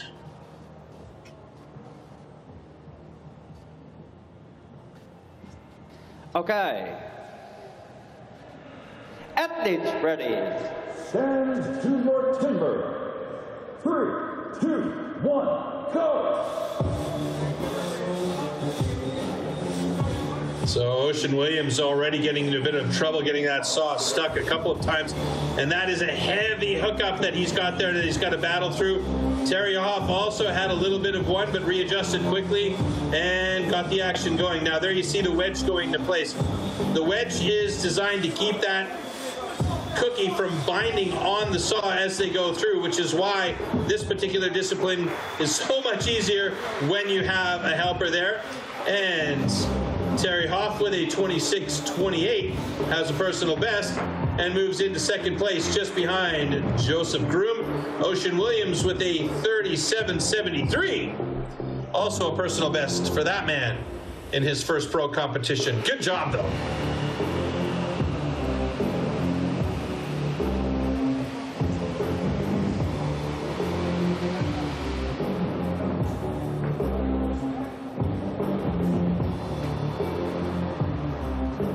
Okay, congratulations. Both cuts are good.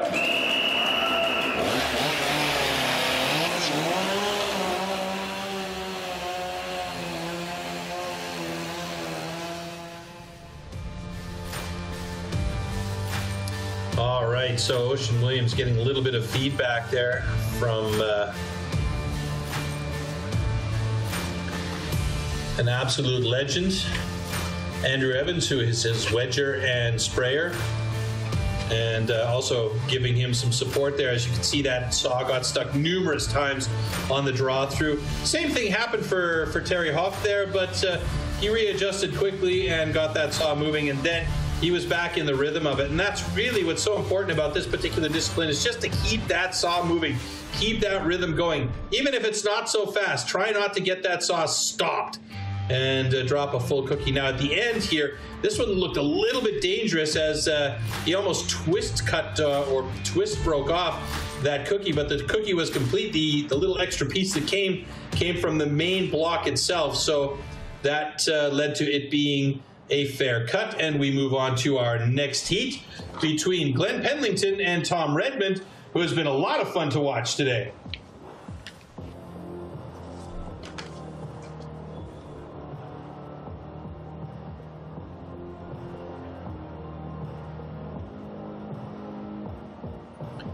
So when asked who he thought is likely to win the Pro Championship, Tom Redmond said either Glenn Pendlington or Elgin Pugh.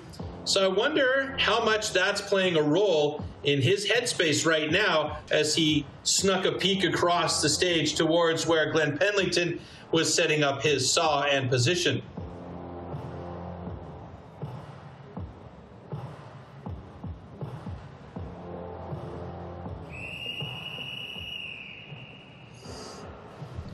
Okay. Athletes ready. Stand to your timber. 3, 2, 1, go! Oh, and a bit of a trunky start for Tom Redmond as it took him a while to get going. Glenn Pendlington right into it, though he's a bit more than halfway through his block, I would say, as he is coming close to the bottom of his cut. He gets stuck a couple of times, though, but manages to pull it. Oh! In 17.29, Tom Redmond struggling on this discipline at a really steep angle on that saw, and you can see he is just using every ounce of his power to try and pull that through. 30.72 for Tom Redmond, and he is spent. Said he had to save some energy. Well, that's the discipline he needed it for at this point. Interestingly enough, Tom Redmond with that 30.42 is sitting in 4th place at the moment. Glenn Pendlington, though, wow, he was just fast as a beaver cutting through a thin piece of wood to make his dam. Both cuts are good. 17.03 for Glenn Pendlington. Tom Redmond with a 30.42. And I'm looking at the list here. Every single guy who's cut so far has got a personal best. Good wood today.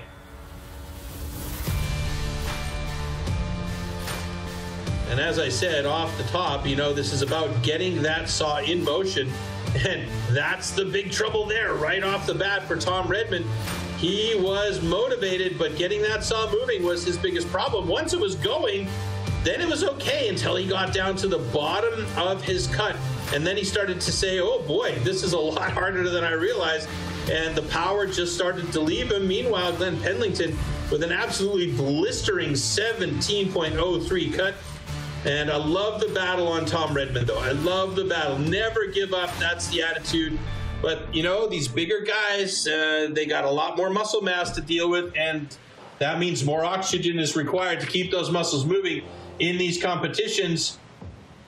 And if you're not fit as a fiddle going into this, you're going to struggle in the latter half of some of these cutting and sawing disciplines. Next heat up, heat number 4, the last heat in this round, or in this discipline between Elgin Pugh and Big Johnny Lewis. The final heat in the single box. Please give it up for our athletes, Elgin Pugh and Johnny Lewis.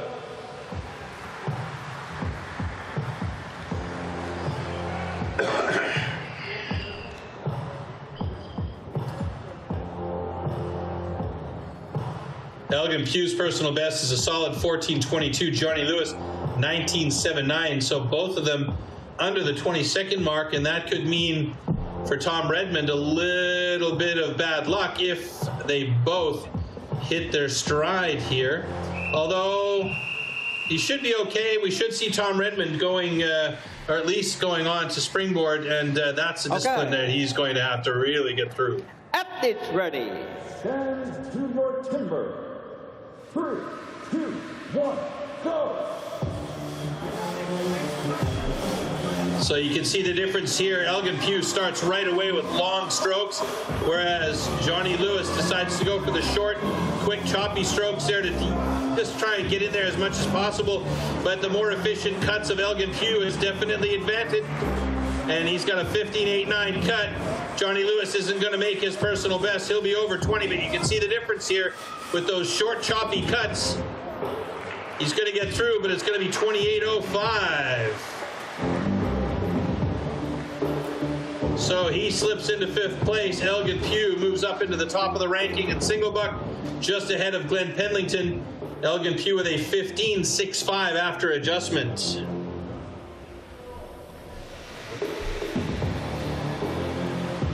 Okay, congratulations.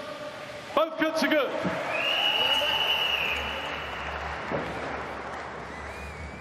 Interestingly enough, single buck is the most difficult discipline for him to handle.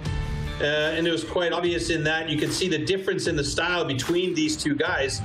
As, you know, Elgin really, he's not a massive dude, but, you know, he got every ounce of his length with a wide stance and going for those long strokes. And you can see here, Johnny Lewis, just really choppy short strokes, trying to, you know, cut it like a piece of bread, and it just wasn't working out for him. And Elgin Pugh going for those really nice long strokes.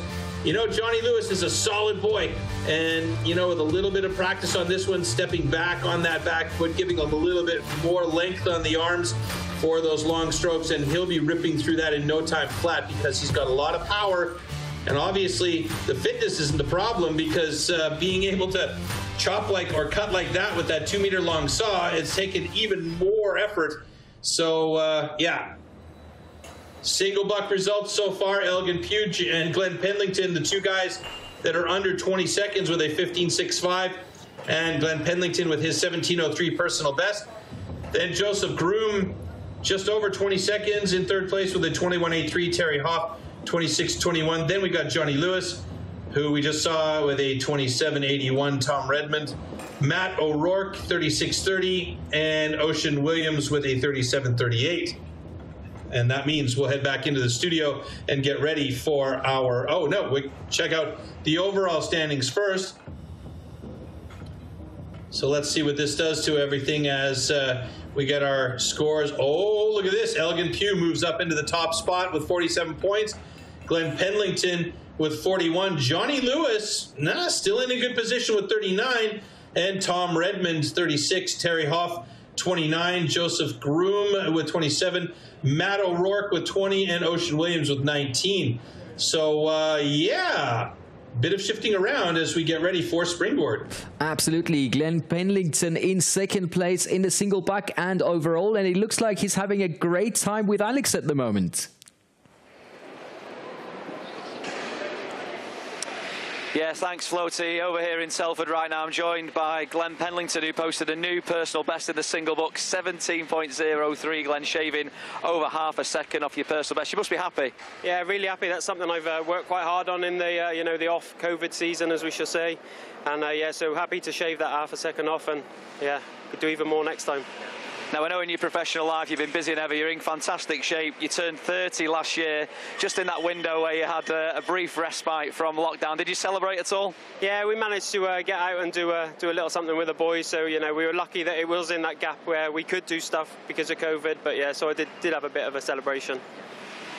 Now, we also know that you're one of the more athletic members of the pro athletes here on show today. The Springboard, which is coming up, that's a real leveler, but you have to have your minerals about you for this discipline. Yeah, that's right. Yeah, you've got to be fairly fit. It's the longest of the disciplines that we're going to do. So, you know, it's probably my favourite as well. Like, you know, I like getting up there and seeing what I can do, and hopefully I can set a new PB today. Glenn, any other fighting talk with a couple of events to go from yourself? I think I just got to try and do the best I can, and like, you know, we got the hot saw. Hopefully I'll get it to the hot saw at the end, and if I can get 3 discs on the floor and push on, then hopefully I might come away with a good win. Now, I know obviously you just turned 30, but this is like your 7th, 8th event here with on the Pro GB Championships. It feels like you've been here forever. I feel like I've seen you grow up, Glenn. Yeah, I have. I've been here from a young age. You know, I think I was 22 when I done my first one. So, you know, I've been about it a long time and grown up with the sport with my old man doing it as well. So from that young age of about, you know, 4 or 5, I've watched the sport as it's gone. So, yeah, I just absolutely love it. Yeah, very much a family feel here in Telford. Glenn, as he says, he's got family in the crowd. It is a family show here in Telford. We're having a great time. We've got a couple of events to go, everything to play for.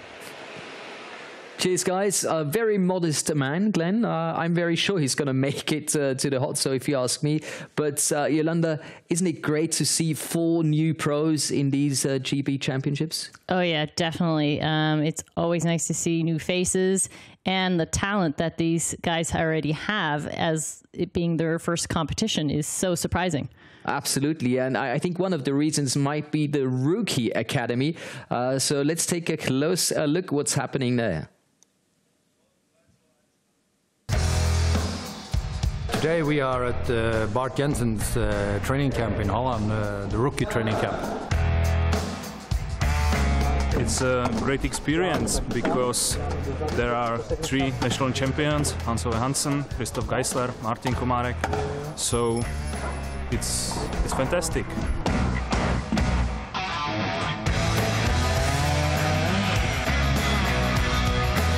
I feel better prepared. It's nice to have 3 champions who he has for the training. Is I think the best way to grow up and to do stronger and better.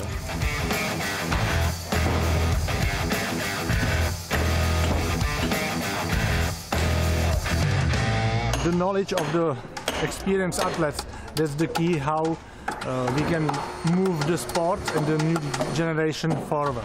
There is a lot of good rookies here today. They are a little bit tensed, they are a little bit nervous, but the level is high. So I'm looking forward to see the competition.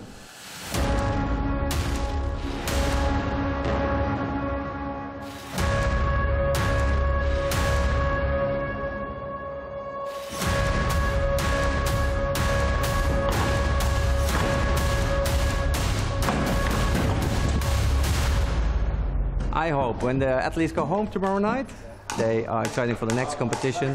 They had some experience this weekend. They learned special things about the wood and equipment, and they feel well for the real big competitions.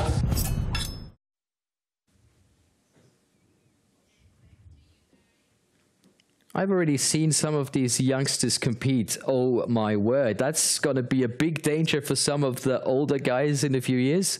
How important do you think these rookie events, these rookie academies, that all the training is going to be? It is very important, especially that they are getting that information from the pros. They can build up on that to use in the competitions. How is it with yourself? How did you get all the experience to make you 3 times a Swiss champion? Did you have to, you know, find it all out by yourself, or did you have a mentor? Not a mentor in per se, but our club is fairly big and we have a lot of pros there that we can talk to, and of course with the help of STIHL. So this morning you already saw some GB rookies. How was that? It was amazing. There were a lot of new personal bests, which was very surprising. Well, hopefully we're going to see some of these personal bests now. And that's what happened this morning.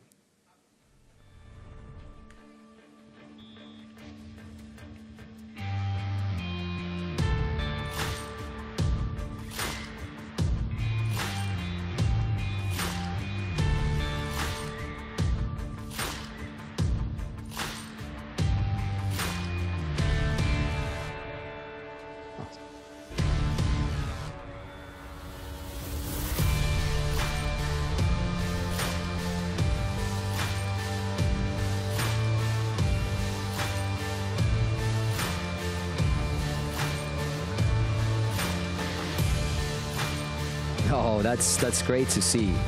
Just all that emotion coming out, performing maybe for the first time in front of a crowd, even if it's not the biggest crowd. But I think that's the kind of extra that you were talking about earlier today. That's right. They have a little bit of a crowd there, which is definitely helping and cheering them on, and giving them more confidence to give it their all. Especially like let's say the single buck. If you do this in practice, it might work fine, but standing out there, being nervous, seeing that beautiful stage that they've built in Telford, and then knowing, you know, you're going to be filmed by cameras, family and friends are going to be watching you. I don't know, it's not that easy. It's something you have to learn. Definitely not, and exactly at this position where these young gentlemen right here, before you saw how the cookie broke off, that just racks your nerves, and then you got to get them back and try to finish that cut to get your points so that it's not a DQ.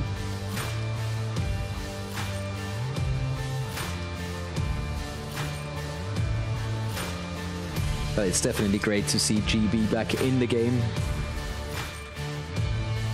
Yes, we're hoping that after this year that every country, everyone can get back at it, and with the public in the background.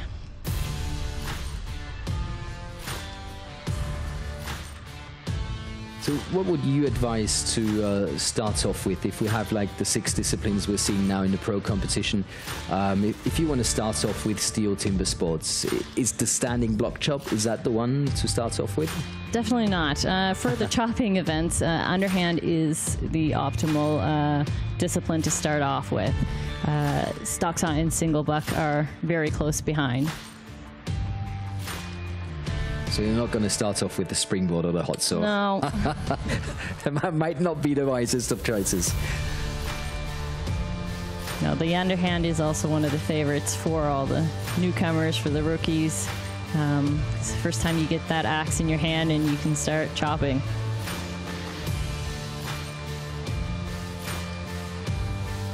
And you told me earlier you were pretty impressed by what you saw from the GB rookies. Yeah, the athleticism from these young gentlemen, they're ready, they've been training, they show that they can do it. Personal best say that. Absolutely. And of course, getting their reward for competing, that's always nice to see. Yeah, the chance to stand up on the podium at that level it's an amazing feeling. And then in the end, the champagne shower. Yeah. Is the highlight. Well, you very much know what you're talking about, so I can totally understand. Yeah, but look at the happy faces, brilliant. And I have to repeat myself, I think the stage is absolutely fantastic.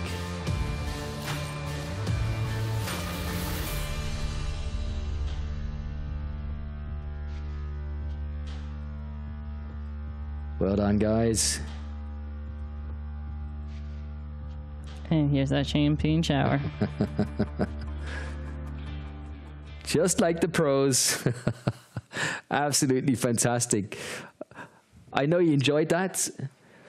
How about the wood that has been used in those competitions? Is it the same with the rookies as the pros? The wood type is the same, just the size is the difference.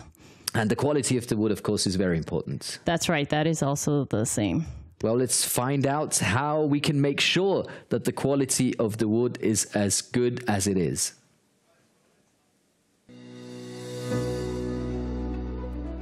Hi, my name's Spike Milton, Global Sports Director for STIHL Timbersports. Today we are in a plantation of young poplar. One of the biggest challenges that I face as part of my role is to ensure that our competitions are supplied with the highest quality wood. We as STIHL Timbersports pride ourselves that all wood is sustainably grown, harvested and recycled to minimise the overall amount of wood processed. Firstly, this poplar wood is grown on certified plantations.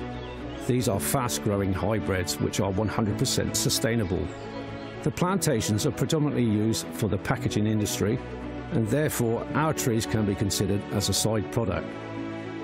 Secondly, the white pine for our sawing disciplines is only sourced from certified forest management. No matter where the wood is coming from, it is always harvested with minimum impact on the natural environment. Each individual tree is examined for its conformation before processing. What we are looking for is consistency, which means not just how straight the tree is, but also how uniformly round the wood is. We need to make it fair for all athletes. So we are selecting different sections of the trees to use for each of our specific disciplines. I'm Bart Jensen, Head of Wood Management, and together with Spike we have a wealth of knowledge and experience with long-term sustainable wood management. With a resistograph we also measure the density of the wood. That is how hard or how soft the wood is and if there are nuts in it. To ensure the quality and high standards required for premium competition wood, we need to have a consistent grain structure with a uniform size, thus providing equal standards for all of our athletes. I don't see any nuts, so this tree is good for me.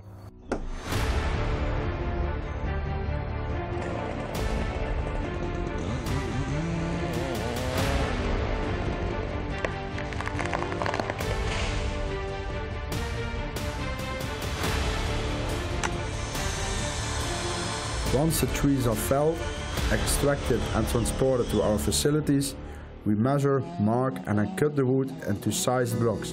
Daan Jans here. As a specialist chainsaw operative, I oversee the further processing of our premium competition wood, from the plantation to the stage.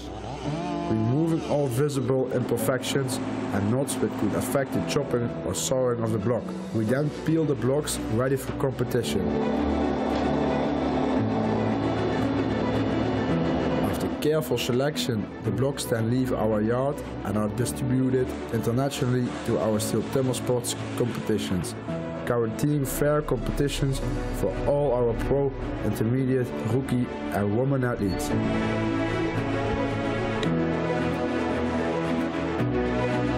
After all our STIHL competitions, all the spent wood is collected and recycled right down to the wood chips and sawdust, which, for example, is converted into renewable energy in the form of wood pellets for biomass. Only 2/3 of all organic residues results from competitions. 1/3 is already from wood preparation.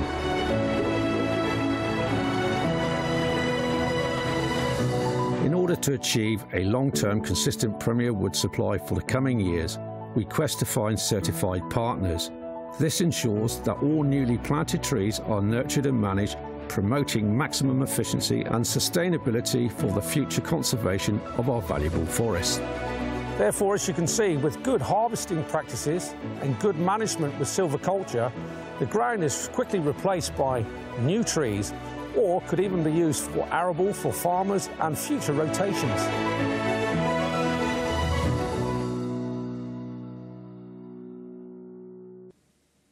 Always very impressive to see this level of quality. And now we are getting ready for the springboard. Springboard. Springboard simulates the traditional way of felling trees, climbing up over thick roots. First, notches known as pockets are chopped into the log. 2 springboards are then anchored into these pockets. The athlete then climbs up to chop through a 27-centimeter thick block of wood in the fastest time possible. Now, this is one of the disciplines I think I will never truly understand. Yolanda, is it the most difficult of all? I would say it is definitely the difficult chopping discipline, but it goes right in the category with the hot saw. Because I'd be so scared standing up there and not being 100% sure, you know, if that springboard is going to hold me, and then, you know, have to put all your weights into the chop. And sometimes you can see, you know, if the board is sagging and they have to move up really close, and then it's all down just to the shoulder work instead of getting all the hip rotation into the movement. Very, very hard discipline. That's right. Strength is a must-have in this discipline, but being mentally prepared for the whole event is a a big thing as well, because he starts out by the pockets, and if you can't get those pockets in just right, it starts going in circles in your head, and you just got to get back in that mindset to get up there and start chopping. Chopping's the easy part. Okay, if you say so. But do you think this is one of the reasons why the rookies now have started with Springboard in their competitions? Yeah, it's kind of more to get them prepared for the Pro Series, that they can do that transition a lot quicker. Is that something you would enjoy doing on a regular basis? Like getting up on that springboard? I would love it. I'll have to try it. Well, very much looking forward to that. I'm sure we're going to see you up on one of those big folks. And we're going to take a look at the start list now, because we're getting ready for the springboard. Heat 1, Joseph Groom and Matt O'Rourke. In Heat 2, Ocean Williams and Terryhoff. In Heat 3, Glenn Pendlington and Tom Redmond. And finally, in Heat number 4, Elgin Pugh and Johnny Lewis. Ready to rock and roll. Troy, it's back to you. Thanks, Marcus. And there you see the first heat lineup, Joseph Broome against Matt O'Rourke. And again, you're looking at a couple of big boys, and we always talk about, is bigger better in timber sports? Well, not always. And this is one of those disciplines where it definitely plays a role. Okay. But that doesn't mean you can't do something with this discipline, because if you get a good pocket and get that board set really well, then you've got a good stand to work with. Here we go.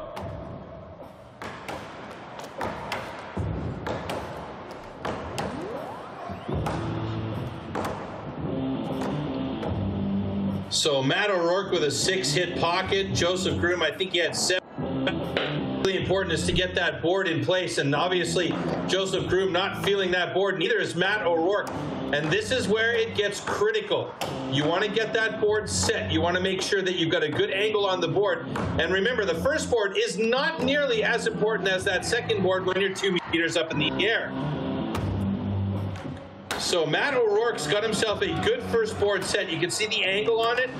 He can put a bit of pressure on that back leg and apply some power into the hits to get that second pocket set. Cleaning out some of the slough there, and accuracy is so crucial here. And you'll see both of these guys, they're choking up on the axe handle to make sure that they've got a little bit more accuracy and not as much power. You don't need to have a mega amount of power here to set those pockets. But one thing that I should note is there's a time limit here. You have to have it cut inside of 2 minutes 30 seconds. Now, Matt O'Rourke is on top of his second board, but you can see that board is sagging down below the 90-degree mark compared to the tree that he is standing on. Oh, and he skips a little bit there with his axe. And what's happening here is because that board is sagging, he doesn't have the power. He doesn't have that push off that back leg. So what's happening is he's stepping forward on the board to have more stability, which means he's got to hold the axe a little bit harder or a little bit higher up on the handle, and he doesn't have as much power going into those hits. And you can see he's barely making a dent on that top block, and he's already getting close to the 2-minute mark. Now remember, 2 minute 30 is the timeout here, and Joseph Groom isn't happy with his second pocket. He's got 30 seconds left to get that second pocket and cut that top block down. And Matt O'Rourke, who is on the top already, has barely made a dent in that first side.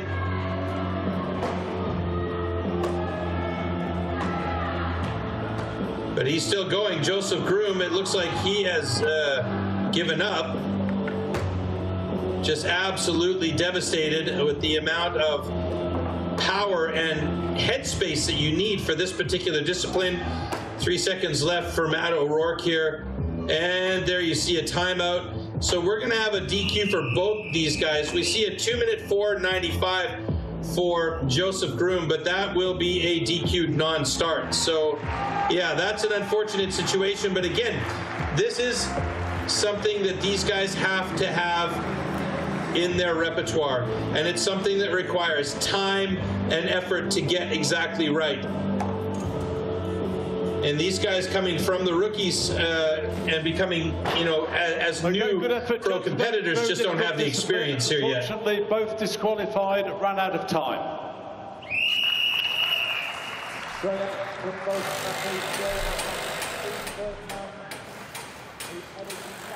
So this is something that these guys will be talking about a lot, going back, looking at video footage to see how they can make the improvement.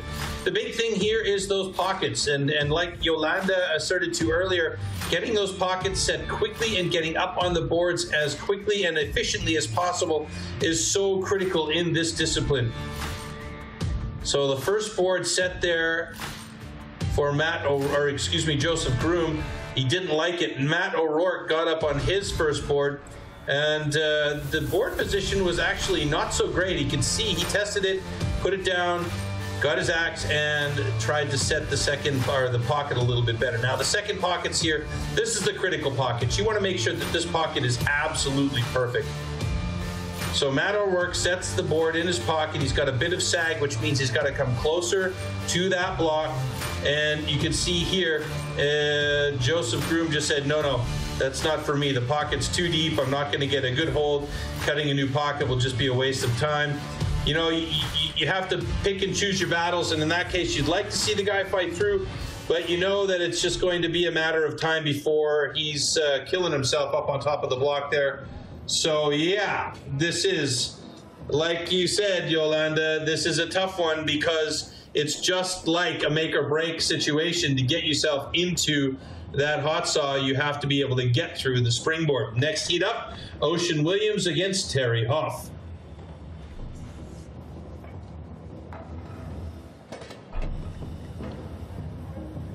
So Terryhoff has a personal best of 152.02. Ocean Williams, being a new competitor in the pro level, does not have a score yet. So if he can get up there, if he can get two pockets set, if he can get that block off the top and get it out in 2:29 and 35 seconds, then, or hundredths of a second, then he will have a personal best. But that's the thing. He's got to get up there and cut through that top block to have a score. You can see those boards and the metal teeth on the ends of the board. It's actually just one single tooth. And the idea there is once the board is in place and the pressure is on from the outside, that tooth bites into the wood and provides some stability. Now the springboard name comes from the fact that when the board is in place, it does actually create a trampoline-like effect for the athlete. So when he's up there, if he uses that board correctly, can push off that back leg from a far distance out and actually provide himself with a little bit more power in his axe swing. But that's the thing, you got to have that board at exactly the right position. Springboard on the stage. Last when you look at it, Joaquin Williams, who says this is his least favourite discipline. This is his favourite. All right. Okay. Athletes ready. Stand to your timber. 3, 2, 1, go!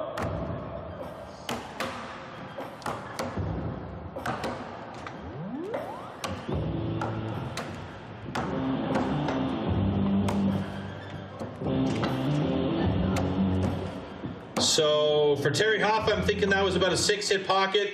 Ocean Williams, I looked at his pocket after 4 hits. It looked almost ideal. I think he second-guessed himself a little bit too much on it, but he's got up there and he's got himself a nice board. So this is about getting that second pocket set as quickly and cleanly as possible. Terryhoff working on setting his second pocket. He's got to get a flat section there, a bit of an angle. Cleaning out the slough, and he'll set his second board. Let's see how that one looks. All right, looks good from the first test. The weight test is coming up. Yeah, looks very good for Terryhoff as he's up there and tenderly puts his back foot as far back on the board as he can. Now he's got a bit of an angle there, which is very good. He's passing the 1-minute mark now, and Terryhoff is working on that top block. Ocean Williams is setting his second board. Let's see how that looks for him. And there we go. He's got a good board. It looks solid. And now he's got to trust himself to get that back foot back out on the far end of the board and put some of that power we know he has with the axe into that top block. Sneaking up on 1:30 here. There is a possibility for both of these guys to get through inside the 2:30. Terryhoff definitely, because he's already working on the backside of his block. Ocean Williams cutting now finally on the front side. Some big slabs coming out as he gets stuck there. Excuse me, I misspoke. Terryhoff is not working on the backside. He's going deep on the front side first. And now he'll shift his position, and this is where it gets a little bit weird. The angle is quite strange, hitting on the backside there, and Terryhoff is sneaking up on 2 minutes now, passing it. So he's got 30 seconds to get through that, should be able to do it. Ocean Williams still trying to get through the first side. And Terryhoff, he's got a thread holding on there, and he's going to have, I don't know, he might have a flag on that play once they look at it. It almost looked like he twist cut. So 10 seconds more for Ocean Williams to get through there. I love the fight on this guy, little axe skip right there, but I don't think he's going to be able to do it from the backside in enough time, and that's going to be a DQ for Ocean Williams. Unfortunate. Now we've got, there it is, the yellow flag. I thought that might happen, so they're going to go to video review. I almost guarantee that, because I saw a twist of the axe on the last cut by Terryhoff. So it could mean that the judges will look at that and see if he didn't cut, but broke that top block off. So that's an important factor here. You need to cut through. So our head judge will head into the competition control center, and they will look at that very closely on the video monitors.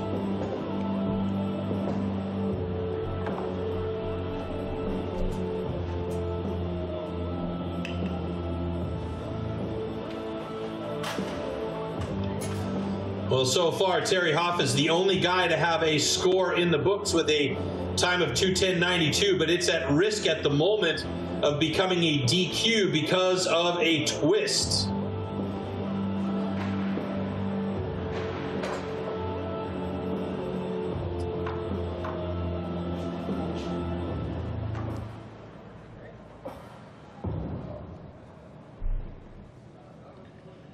So the tension is rising as Terryhoff hopes against all hope that he will have a fair cut there, but that is up to Competition Control Center. So we will wait with bated breath to see what the result is as the ominous music plays in the background, and we wait for our judging crew to come back out with a final decision. And again, this is such a difficult discipline. It's so finicky, you know, anything can happen. And we just saw Bart Janssen run off stage a moment ago. They're requiring a second opinion in the Competition Control Center. And this is very important because they want to make sure that they have as many eyes on this as possible to really make it as fair as possible. And if there is an actual twist before the final cut is through, that means it would be a DQ. But if they do determine that the cut went through and then the twist came after the cut, then it will be a fair cut. So let's see.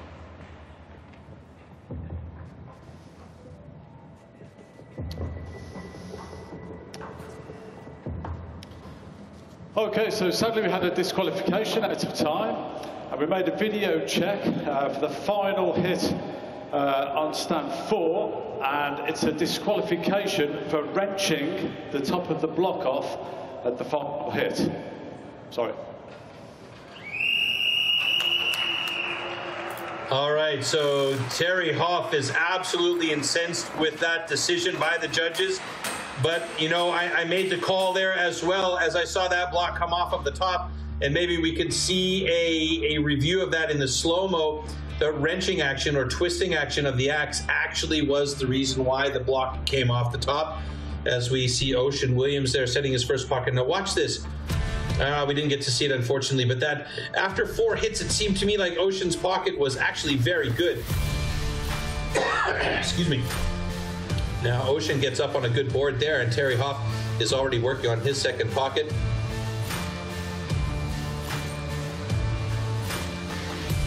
What I'm more curious to see is that final hit on the top by Terryhoff.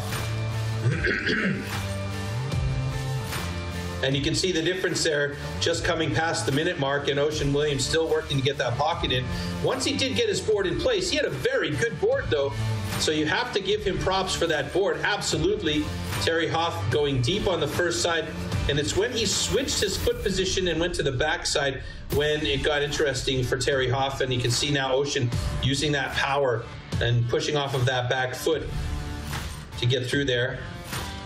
Here it is. Now let's take a look at this closely here.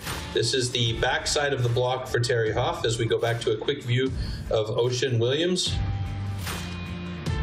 And right, he's getting deep into this backside. It should be any hit now. There's the wrenching action right there. So it wasn't a clean cut through, and that was the wrenching action, and that caused the DQ, and that unfortunately is the situation as it stands. Well, thanks, Troy. The Springboard obviously really is the big test that we were expecting it to be. And Alex, 4 DQs. That's not what we were hoping for. No, it's not, unfortunately, Floaty, but I'm joined by one of the athletes who unfortunately was disqualified in that event, but he's still got a smile on his face here, my good man, Joe Groom. Joe, talk us through what happened there in the Springboard for you. I think I just got a bit overexcited. You know, it's first year in the Pros Championship. Been training in the timber sports for about 5 years, but it's only been this season I've started on the Springboard. Rushed the pocket, couldn't correct it. I didn't want to carry on to make the tree unsafe, so I thought best to just jump down.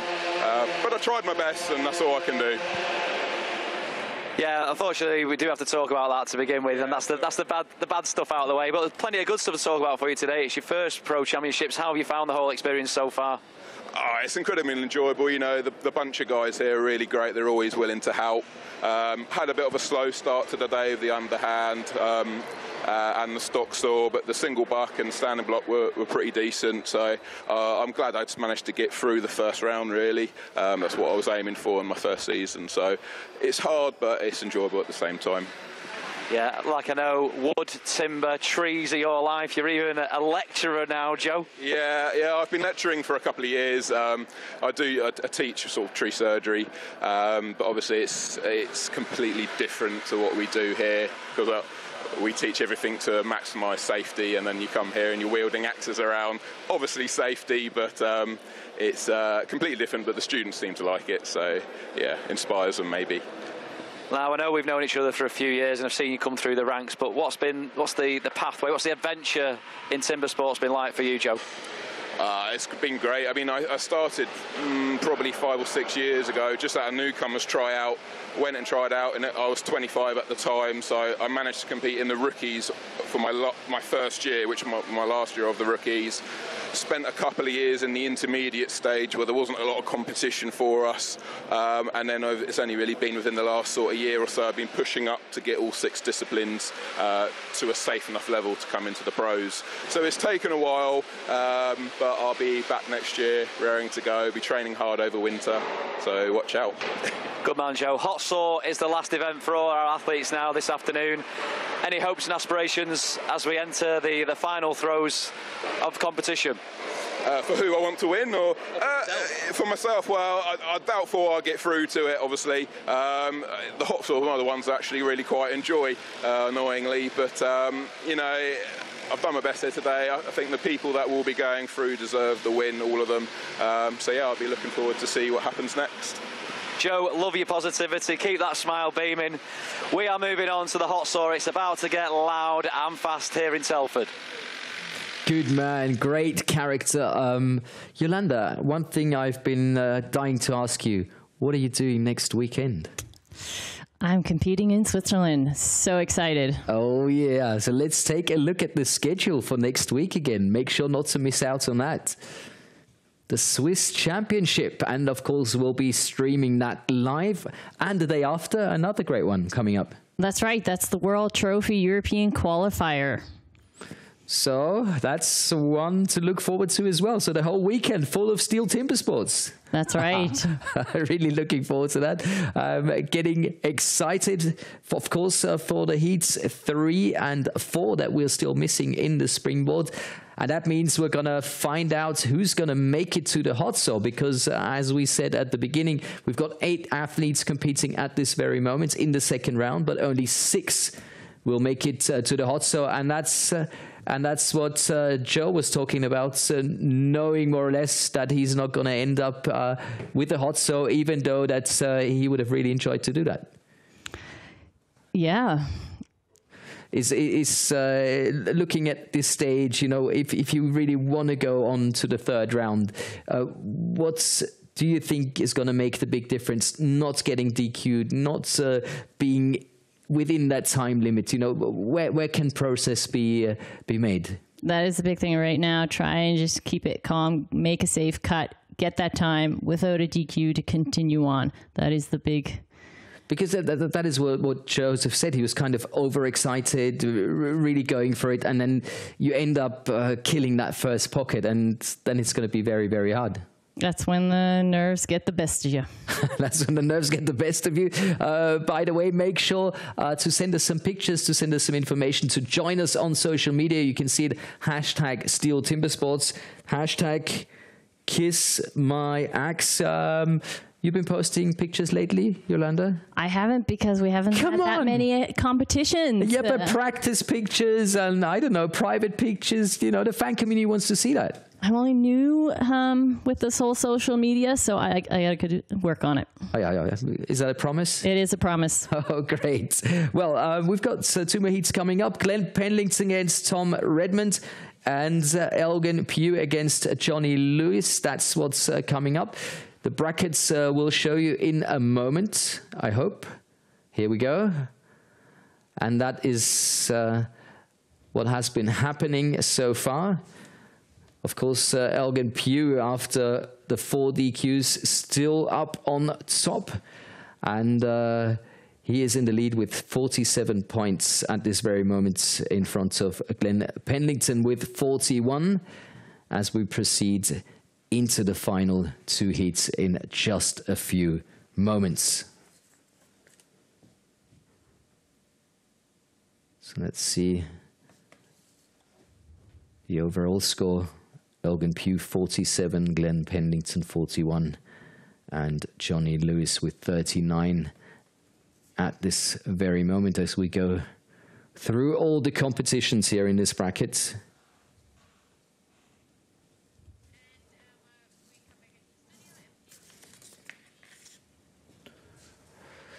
And that means we are ready to go. We are ready to rock and roll. We are ready to give and hand over to Troy Mannering. Here comes heat number 3 of the Springboard. All right, Glenn Pendlington up against Tom Redmond. We saw Glenn Pendlington have a really good second half of the competition so far. Personal best on the Springboard, 103.83. Tom Redmond has next to no experience on the Springboard, and he even says himself that the Springboard, as this is a chopping discipline, he has the least experience in, so it's going to be another situation where that experience plays such a key role, and Glenn Pendlington definitely has the higher experience level here. Ready. Timber. 3, 2, 1, go! So Tom Redmond went right at that as though he was going to cut the whole tree down, but it looks like he's got himself a nice pocket. Oh, excuse me, that's Glenn Pendlington with the first pocket set, and Tom Redmond's right there with him and starting to set up his second pocket. Looks like he's got a good board too, based on how high he's standing on that tree. Pendlington setting his second board nicely, very quick. Let's see how it stands. Good angle for the light man as he struggles to get his axe out of position, but Tom Redmond right there with him. Wow, what a fantastic second board for Redmond, and this has become a battle between these two guys.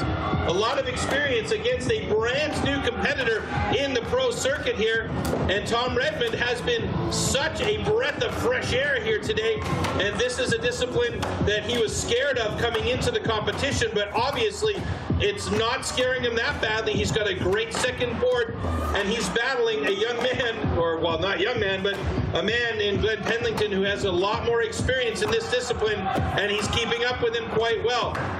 Pendlington passing the 109 mark now, and he'll switch to the backside shortly.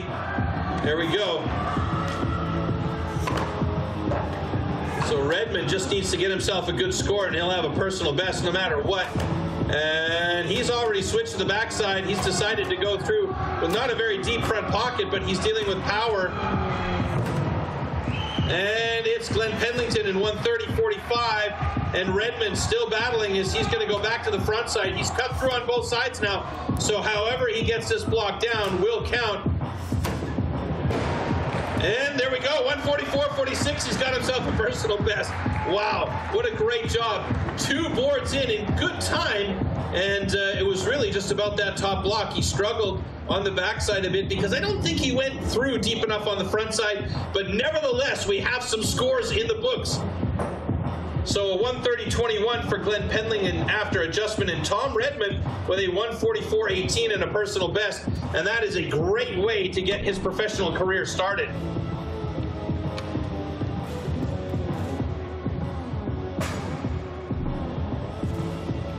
Okay, congratulations. Both cuts are good. Whew, no DQs. That's a good sign. Glenn and Tom occupying the top 2 positions in this discipline. So by virtue of 4 disqualifications in this discipline so far, Glenn Pendlington and Tom Redmond are sitting on top of the leaderboard in Springboard so far, and that leaves Elgin Pugh and Johnny Lewis in heat number 4 to come next. Now the stands are ready for them. It's just a bit of a cleanup on stage to make sure that everything is safe for the next 2 competitors to come out. But that being said, I mean, where Tom Redmond currently sits, he is in 2nd place overall, so he should only shift down 2 spots, assuming Elgin Pugh and Johnny Lewis have very good times, and that means we will see Tom Redmond in the hot saw. Now taking a look at these pockets here that were set, Glenn Pendlington, really nice first pocket, but not that far behind was Tom Redmond, who did a great job. And boy, did he ever have an angle on that springboard. He was up way high as he tried to set his 2nd board. Nice little quick sweep with the axe there for Pendlington to get his 2nd board in place. Now watch how he struggles to get that axe out. You know, he could have saved himself some time by not hammering it in on the top, and there's Tom Redmond getting up on top and starting to work on that top block as well.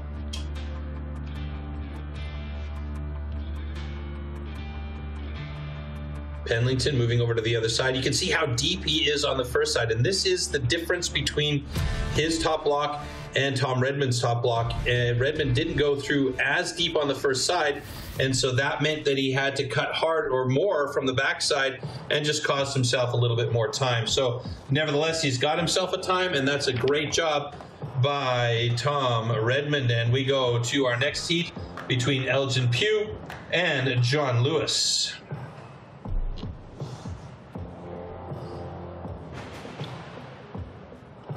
Now for Elgin Pugh, he can get those boards set pretty quickly. This is a discipline that it's his favorite discipline, in fact, and he's very, very good in this discipline. His personal best is 1:07.17.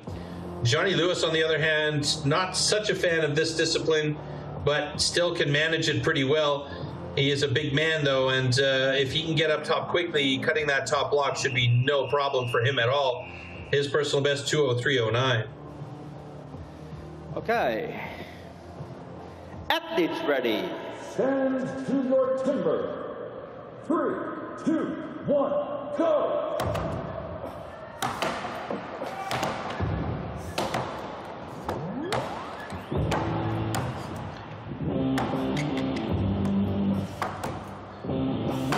All right, Elgin Pugh already setting his 2nd pocket here. He was quick. I think he had a 4-hit pocket. I didn't have a camera shot, but based on the sound, it sounded like 4 or 5 hits, maybe 6 max. And Elgin setting his 2nd board now as he gets up around the 32nd mark to start working on that top block. And this is the skill that he has, being such a good competitor in this particular discipline. And Johnny Lewis trying to set that first pocket. Still, no, he's on his 2nd pocket. Excuse me, I lied. Elgin, just a focus of a 5-time champion, working on getting his 6th championship title. And Johnny Lewis gets up there at the 1 minute mark, or just before. So this is a good sign for him. His board seems solid.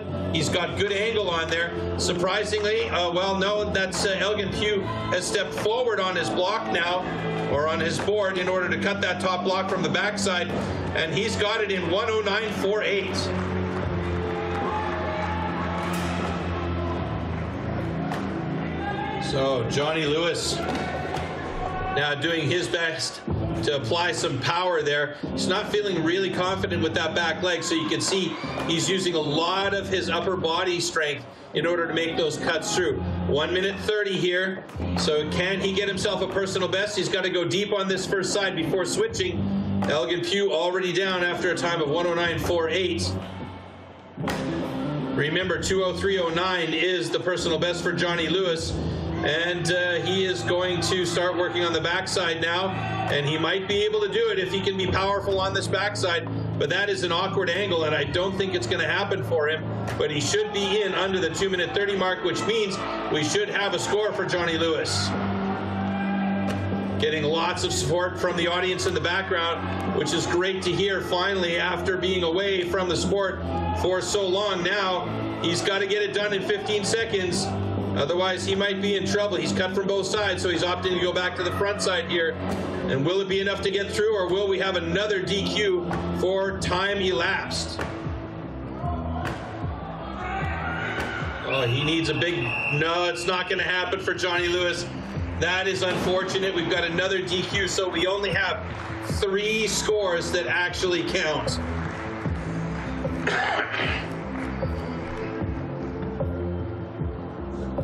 And you can see there, he is just spent. That takes so much physical and mental energy to compete in this discipline. It is insane. He could probably lie down on that springboard and have a nap before he comes down.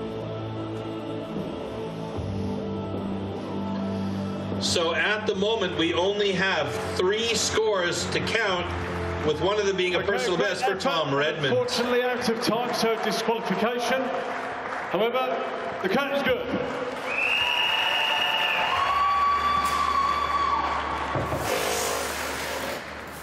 So that means the springboard is done and dusted, and the only thing left for us to deal with is the stage setup for the hot saw and the gas head discipline. You can see here, between these two guys, Johnny Lewis and Elgin Pugh. Elgin Pugh, that was, I'm going to say that was a 4-hit pocket. I didn't really get a good clean count on there, but he was quick to get up onto that first board. And Johnny Lewis also had a really good first board once he got up there. It took him a little longer to set that pocket. Elgin Pugh's second pocket was also good. He's just so adept at getting the angle of the board perfect.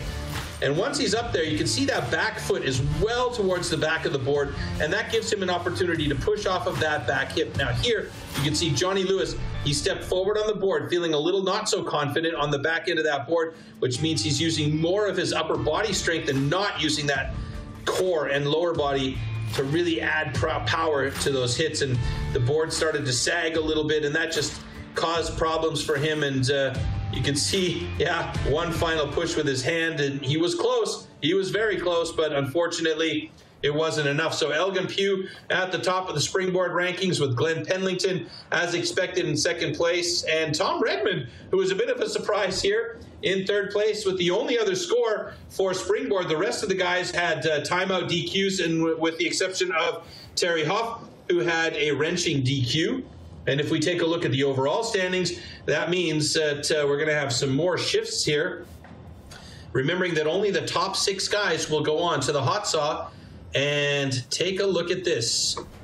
Elgin Pugh, Glenn Pendlington, Tom Redmond, Johnny Lewis, Terryhoff, and Joseph Groom moving on to the hot saw. The surprise here, Tom Redmond, absolutely fantastic job by him today.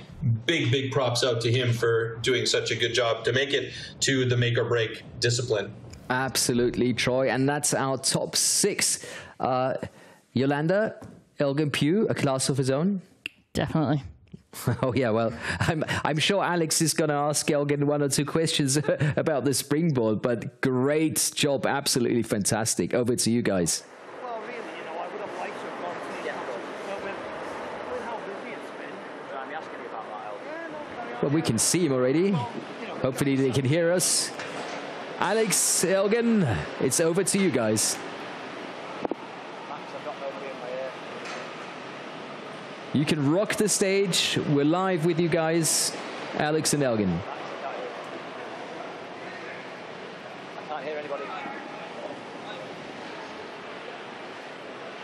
So thanks everyone. Yeah, I'm joined now by Elgin Pugh, who's just finished the springboard. Elgin, that looked fairly effortless as you made your way up the block. I know, and I'm sure this will disappoint you, but you were one stroke away as well from your personal best. You are a man of high standards, I know. Yeah, you know, there was definitely quite a few mistakes, really. The first one was on the top pocket, which I just, you know, probably trying to rush, missed the third hit on the top, opened too wide, and then that probably wasted two, maybe 3 seconds there. And when I was on the block on top, I should have cut more of the foul wood. Took too much time on the second side to drive off, but you know, it's the first competitive springboard I've done since 2019, so. Yeah, of course you are our top athlete, but training and the chance to get out with the axe and the saw has been punctuated by real life this past year. Yeah, you know, with work commitments and not being able to get out to some of the shows that I've recently been on, you know, it's quite tough. You know, this is literally my first competition really since Prague 2019. You know, so it is a bit of a shock to the system, should I say. Now, you always make it look really easy. Your level of chill is extremely high. You've come off there, barely breaking a sweat. Well, you know, I think somebody's turned the heating up. It's feeling pretty warm here now. Now, you're top of the rankings. One event to go. You are our current British champ, 5 times champ, no less. How do you prepare yourself, Elgin, for the final event and just maintaining that focus? What gets inside the mind of an athlete here? Well, I think this final event, there's so many variables. Things can go wrong, so keeping a cool head and just focus. You know, don't do anything crazy, but also you need a good time. Elgin, we'll let you go and mentally prepare and physically prepare. Thanks very much for talking to us. All the best for the rest of the competition. It's back to you guys in the studio as we approach the final event.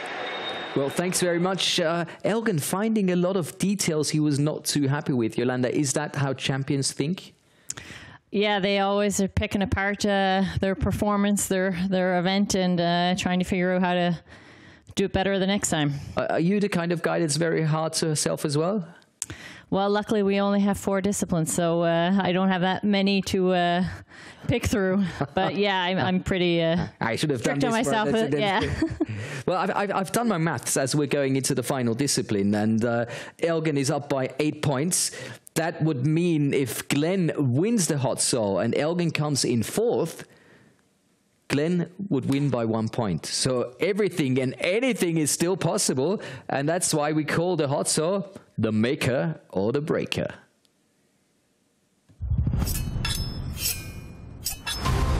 This is the one and only discipline where the athletes are alone on stage. Yeah, probably the most important event, but yeah, also the most frustrating. These saws are so incredibly powerful and dangerous. Usually the hot saw is the slider. Timber. Hot saw. Hot saw.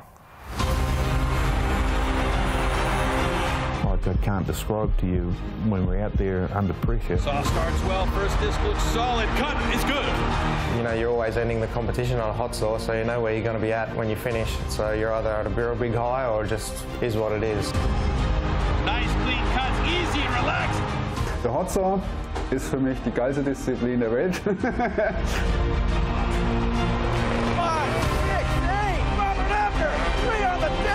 Hot saw is a love-hate for me.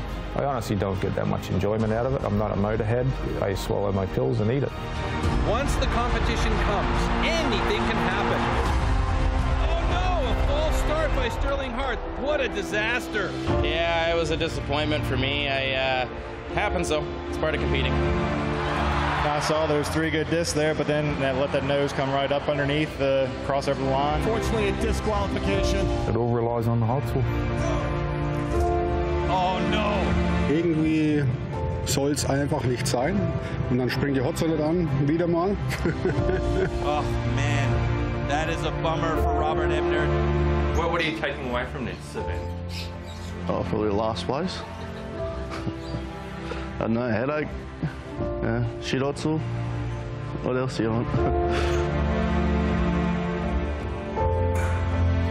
If you have bad luck or if you did wrong, it's sport, just your experience. Oh my goodness, what an absolute disaster. The chain came off.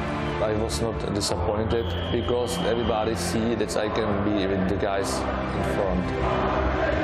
A bit of a disaster, so it was just operator error, and I didn't perform as well as I would have liked to. Nice safe cut. Oh no! Oh no! You're never prepared for that situation, but luckily it started and I got 3 wheels and now I'm the world champion. Yeah, it's the make or break event, you know. I think you love and you hate it. Das ist eigentlich immer ein geiles Ding. Ich schneide immer sehr sicher. Weltrekord wollte ich schneiden, das war immer mein Ziel schon seit Jahren. Und das jetzt hier bei der DM zu machen, natürlich so grandios, kann man eigentlich gar nicht besser schreiben, das Buch. Und bin natürlich super glücklich. Try to make 3 good cuts and no disqualification. The hot saw is where it's all one, so that's the best event. So much drama, so many emotions. Yolanda, what's your favorite parts of the hot saw? When it starts. And the guys are there and they're in the wood and the whole cut, it works out. It's just, it's so sad when something doesn't work out. When the saw starts, I really like that. We might be able to get a short glimpse of the warming up of the saws. I think most of the athletes are already on stage or backstage. So that should make you feel happy. It looks like they're working. Yeah, but it's always a good sign in the warm-up if it's working, but then once you're on that stage, you got that 60 seconds to warm that saw up. You just cross your fingers and hope she works. And those motors, those machines, I mean, this is like what you use in a Skido, for instance. That's right. They're big, powerful machines. Is that a discipline you think that would work for you if you gave it a hot shot? I have tried it once. It was very cool, but the machine is fairly heavy, so they're around 27 kgs. They are trying to make lighter ones so that for us women or rookies even, that they can get a start into this discipline. A lot of it is custom made. A lot of it is like putting your focus in. Everybody has their own favorite tools that they like to work the hot saw with. And of course, Robert Ebner, for instance, with the world record now, he's been having a hard time with the hot saw, and suddenly, bam, you know, he's there right on point. So I think that's got to be really nice. I'd love to see you work on one of those hot saws. I'm very much looking forward to that. Yeah, so soon, Jordan Muscat, he will be coming up to the pros, so he'll have his first chance at the hot saw. Okay, so that's the rookie who won the hot saw today. Maybe we can rookie championships today. Yep. So maybe we can get a picture of that. I hope it's coming up. I just heard. There he is.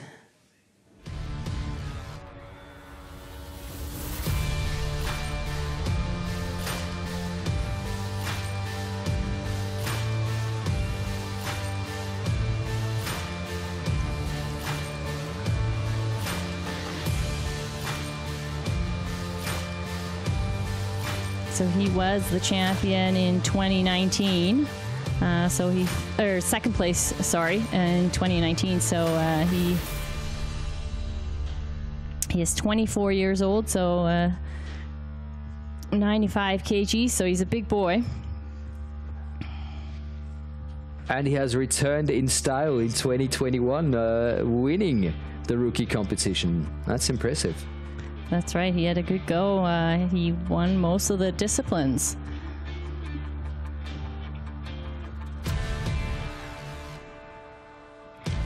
So he also is out in the nature mountain biking. not just chopping wood. Okay, why not? So I think we've talked about the hot saw quite a bit, but there's still some specifications that you need to know about, and that they are coming up right now.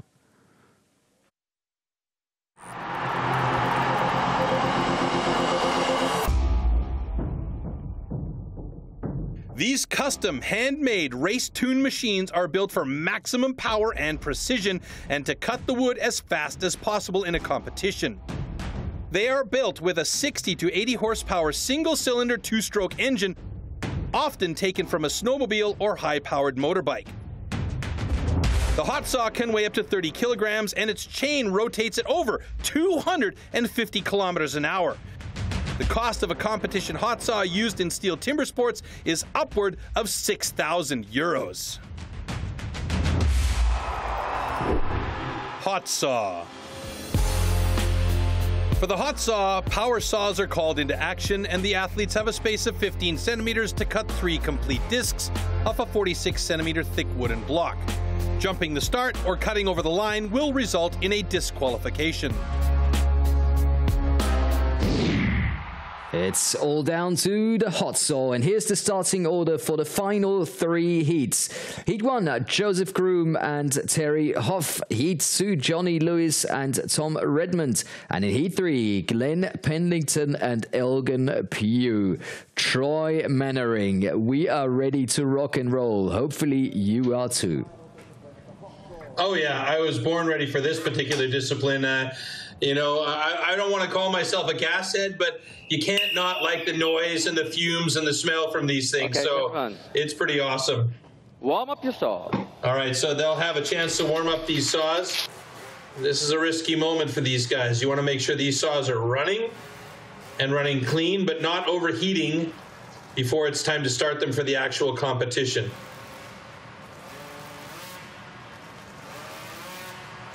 So they'll take a couple of revs to blow out the carbon, make sure everything is warmed up enough so they get a clean start at competition time. And this is the difference between the hot saw and the stock saw. It is a pull start to start the saw before competition, and they have to cut 3 discs off that huge block inside of 15 centimeters, as you heard from the description earlier. So this is where it gets a bit finicky for these guys, because anything can happen with these high-performance saws, you know?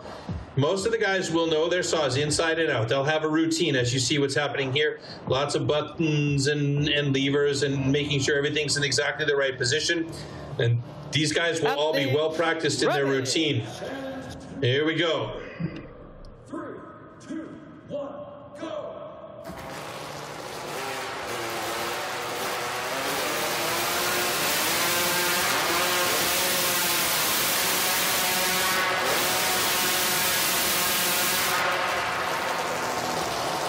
All right, so Terryhoff with a 12.67 and Joseph Groom with a 12.92. And believe it or not, Joseph Groom probably could have cut about a second off of that time had he not fiddled around at the top of his cut with trying to position that saw. All right, so we do have a sand under review, and I believe that's going to be on Joseph Groom's side.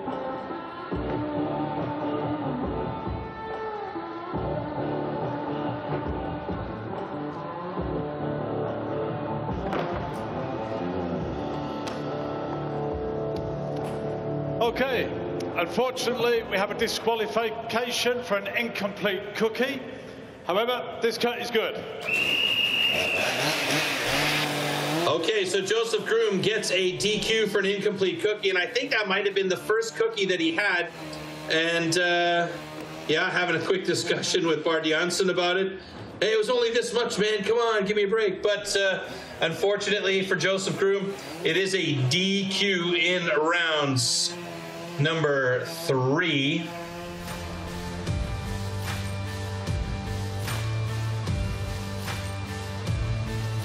Let's take a look back at the slow-mo here, what happened with Joseph Groom's first cuts, if we can get that one. So there's the warm-ups and making sure those saws are, you know, operating. And there's the first cut from Terryhoff.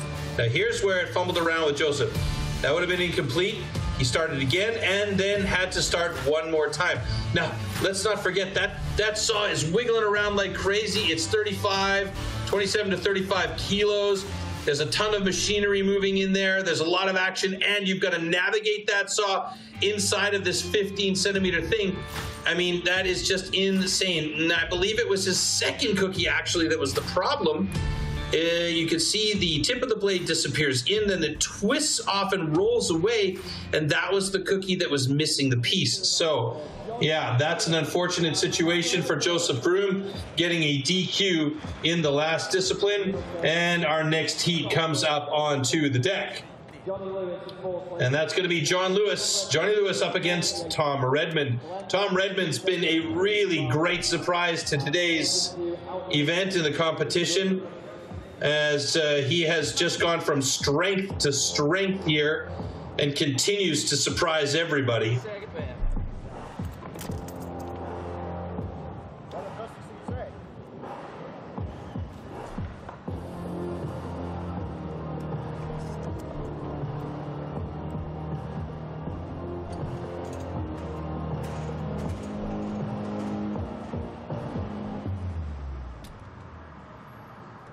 All right, last minute preparations here for both of these guys as they get ready to try and gain 18 points. 18 points is what you get for the top position in hot saw at the moment.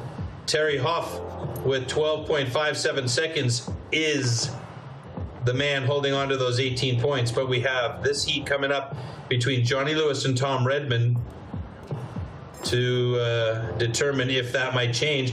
A bit of a saw change here for Tom Redmond by the looks of it, as there was something going on, or maybe not a saw change, but a quick bit of maintenance to make sure that it's exactly working as planned. Now, some of these guys who don't have their own saws will use a saw that's provided for them. It's not optimal, obviously, but they have to get used to it. And yeah, these saws can cost really a lot of money. So Tom Redmond's saw sounds like it's good. Johnny Lewis's saw as well. So they'll rewrap those cords and get ready to go.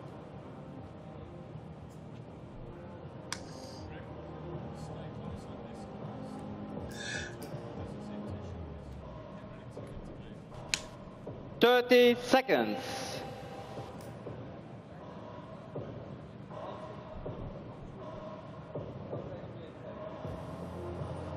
So final check there for Tom Redmond as he repositions his saw to exactly where he wants it.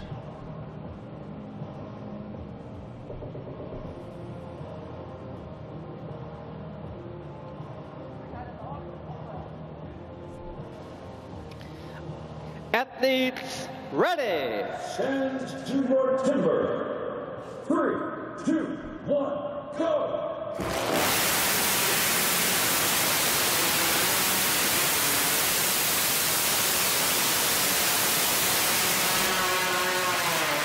Oh yes, good cuts from Johnny Lewis, an 8.70, and Tom Redmond with 12.25 personal best, and it looks like he's got 3 on the deck. Hopefully no cutouts for him, and that will be a great job by Tom Redmond, who would slip into second place just ahead of Terryhoff.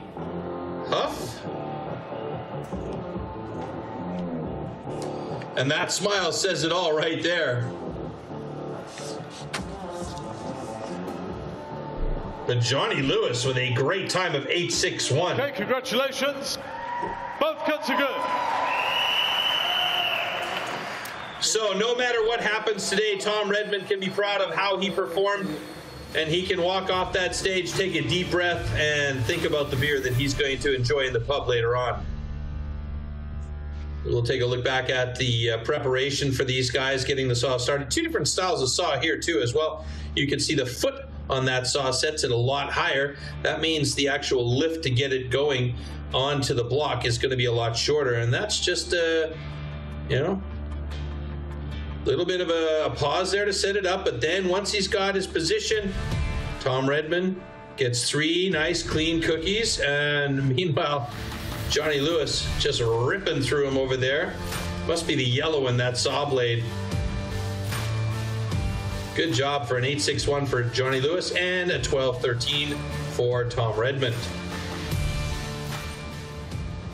Alrighty, now it comes down to the final battle between the two top-ranked guys in the overall ranking today, and that's Elgin Pugh and Glenn Pendlington.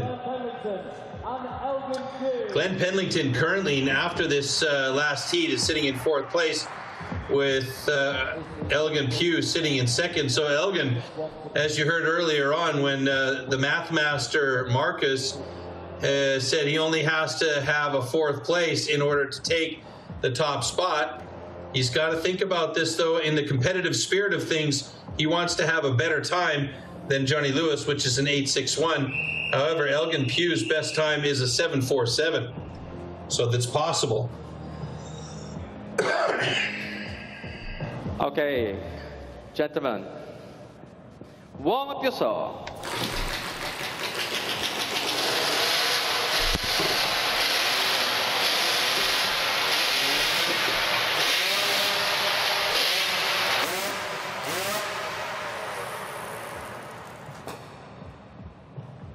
Uh-oh. This is not looking good here for Glenn Pendlington. Is it plugged in? Here we go, here we go.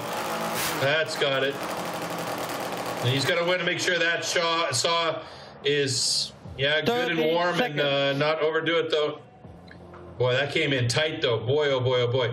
Here's the two different blade types as well. You can see that fat, bulbous middle section of the blade there on Elgin Pugh's saw, and the difference there between the long, thin Forester blade that we have on Glenn Pendlington's. My preference would be the fatter blade. Athletes ready. Less likely of a chain jump there, but everybody's different. 1, go!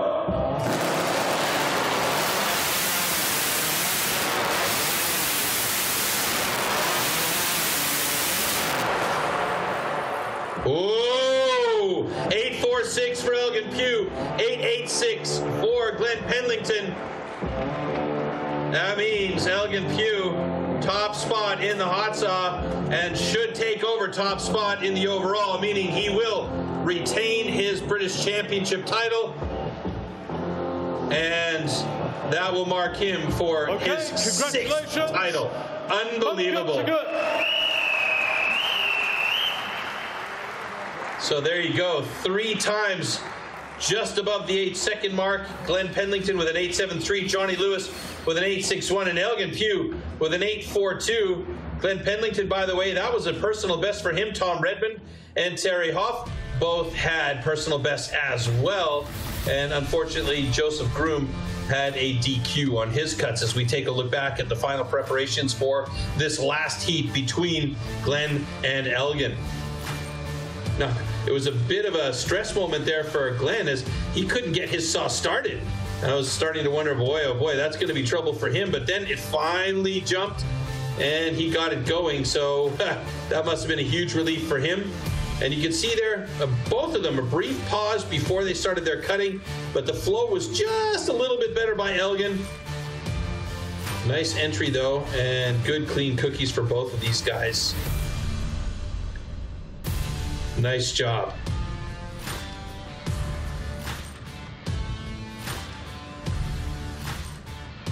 All right, so we can take a look at the results of the hot saw. Elgin Pugh, Johnny Lewis, and Glenn Pendlington, 1, 2, and 3. Tom Redmond, fantastic job today in number 4. 5th is Terryhoff, and number 6, Joseph Groom with a DQ, unfortunately, for an incomplete cookie.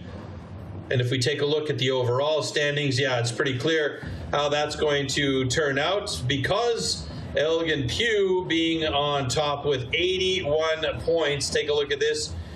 So there you go. That's your overall standings. Elgin Pugh, Glenn Pendlington will have the silver medal. Tom Redmond, hey, look at that. A bronze medal for that guy sitting in 3rd place. What a great day for him. Absolutely fantastic turnout for his first pro competition. Then we got Johnny Lewis Terryhoff, and Joseph Groom, rounding out the remaining athletes in the final top 6. What an impressive performance by Elgin Pugh. The old champion is the new champion. Yolanda, is that what we expected? We did expect it a little bit, but there's always that other person that could come up from behind, and that was Glenn. He was the favorite today to maybe take that championship away from Elgin, but Elgin came through. And what about Tom Redmond in his debut? I mean, how good was that? Brilliant. He was on fire. That's all I can say. It is amazing to see someone new on scene and getting up there right to the podium. It couldn't have been any better. Elgin Pugh getting first. Silver goes to Glenn Pendlington and Tom Redmond with bronze. Great competition, great fun. And of course, next weekend, we hope to see some more STIHL Timbersports. And for everyone who wants to watch this again, want to go to Amazon Prime. So many things happening at the moment. We're just waiting for the winners ceremony. But Yolanda, just looking back at the whole competition as it proceeded from round 1 to 3, when did you feel that this was going to be Elgin's day? Because, I mean, the first discipline didn't work the way he was expecting it to work. And when did you think, okay, he's going to do it? I think it really was to the point of the springboard, because they're so unfortunate that there's so many DQs. That would have messed up or changed up the standings a little bit if they could have had a time to count. Absolutely, and he was so impressive in those two last competitions, and really showed he is an absolute true champion. Yeah, all we can do is congratulate him and say absolutely impressive. We're going to go to Telford now, because we're going to have the winner's ceremony coming up in just a moment. Take a look at that beautiful place. Full respect to everybody at STIHL Timbersports GB for getting this done, for getting a bit of a crowd, you know, for giving us a bit of that atmosphere that we miss so much, and that hopefully is going to be back again next year. And Yolanda, I think it's time to start the ceremony, ladies and gentlemen. It's time to put your hands together for 11th place, and that's Andrew Evans. In 10, we have Graham Turner. Bill Joaquin made it to position number 9. In 8th position, Ocean Williams. 7th, Matt O'Rourke. 6th today, Joseph Groom. Number 5 at the GB Championship, Terryhoff. And number 4, Johnny Lewis, as we hand over to Alex Kirky and the top 3 here at the STIHL Timbersports British Championship 2021. Yes, here we are at the Telford International Centre for the culmination of the STIHL Timbersports British Pro Championships 2021. Our top 3, ladies and gentlemen. Incidentally, the medals will be presented by head of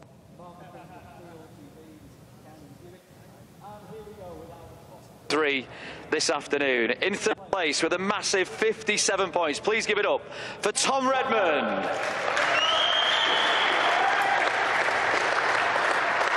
Great work from Tom in his first Pro GB Championships with us.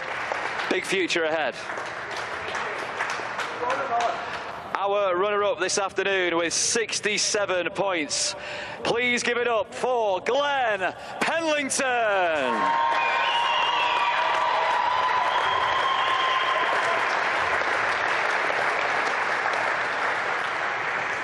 And the undisputed king of STIHL Timbersports in Great Britain, 6th in a row. Give it up for Elgin Pugh.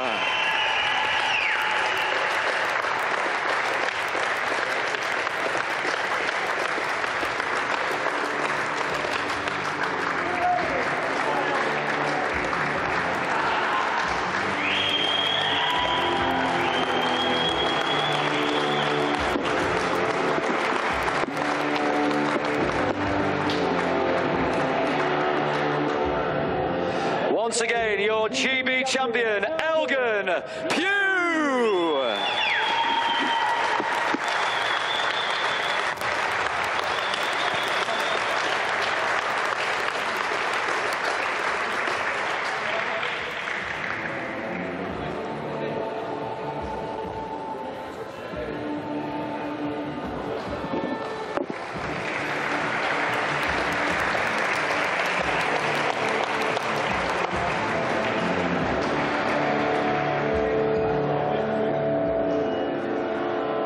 Yolanda, are you ready for the champagne shower? Oh yeah, definitely.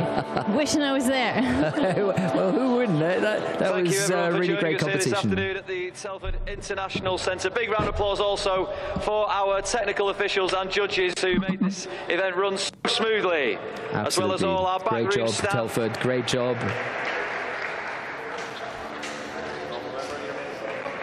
And here we go. It's time to get wet. Time to get out of the way.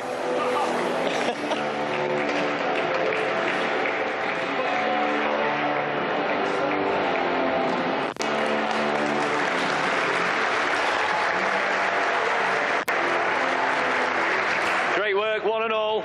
Perfect Sunday afternoon. Yolanda, I hope you really enjoyed yourself, at least as much as I did.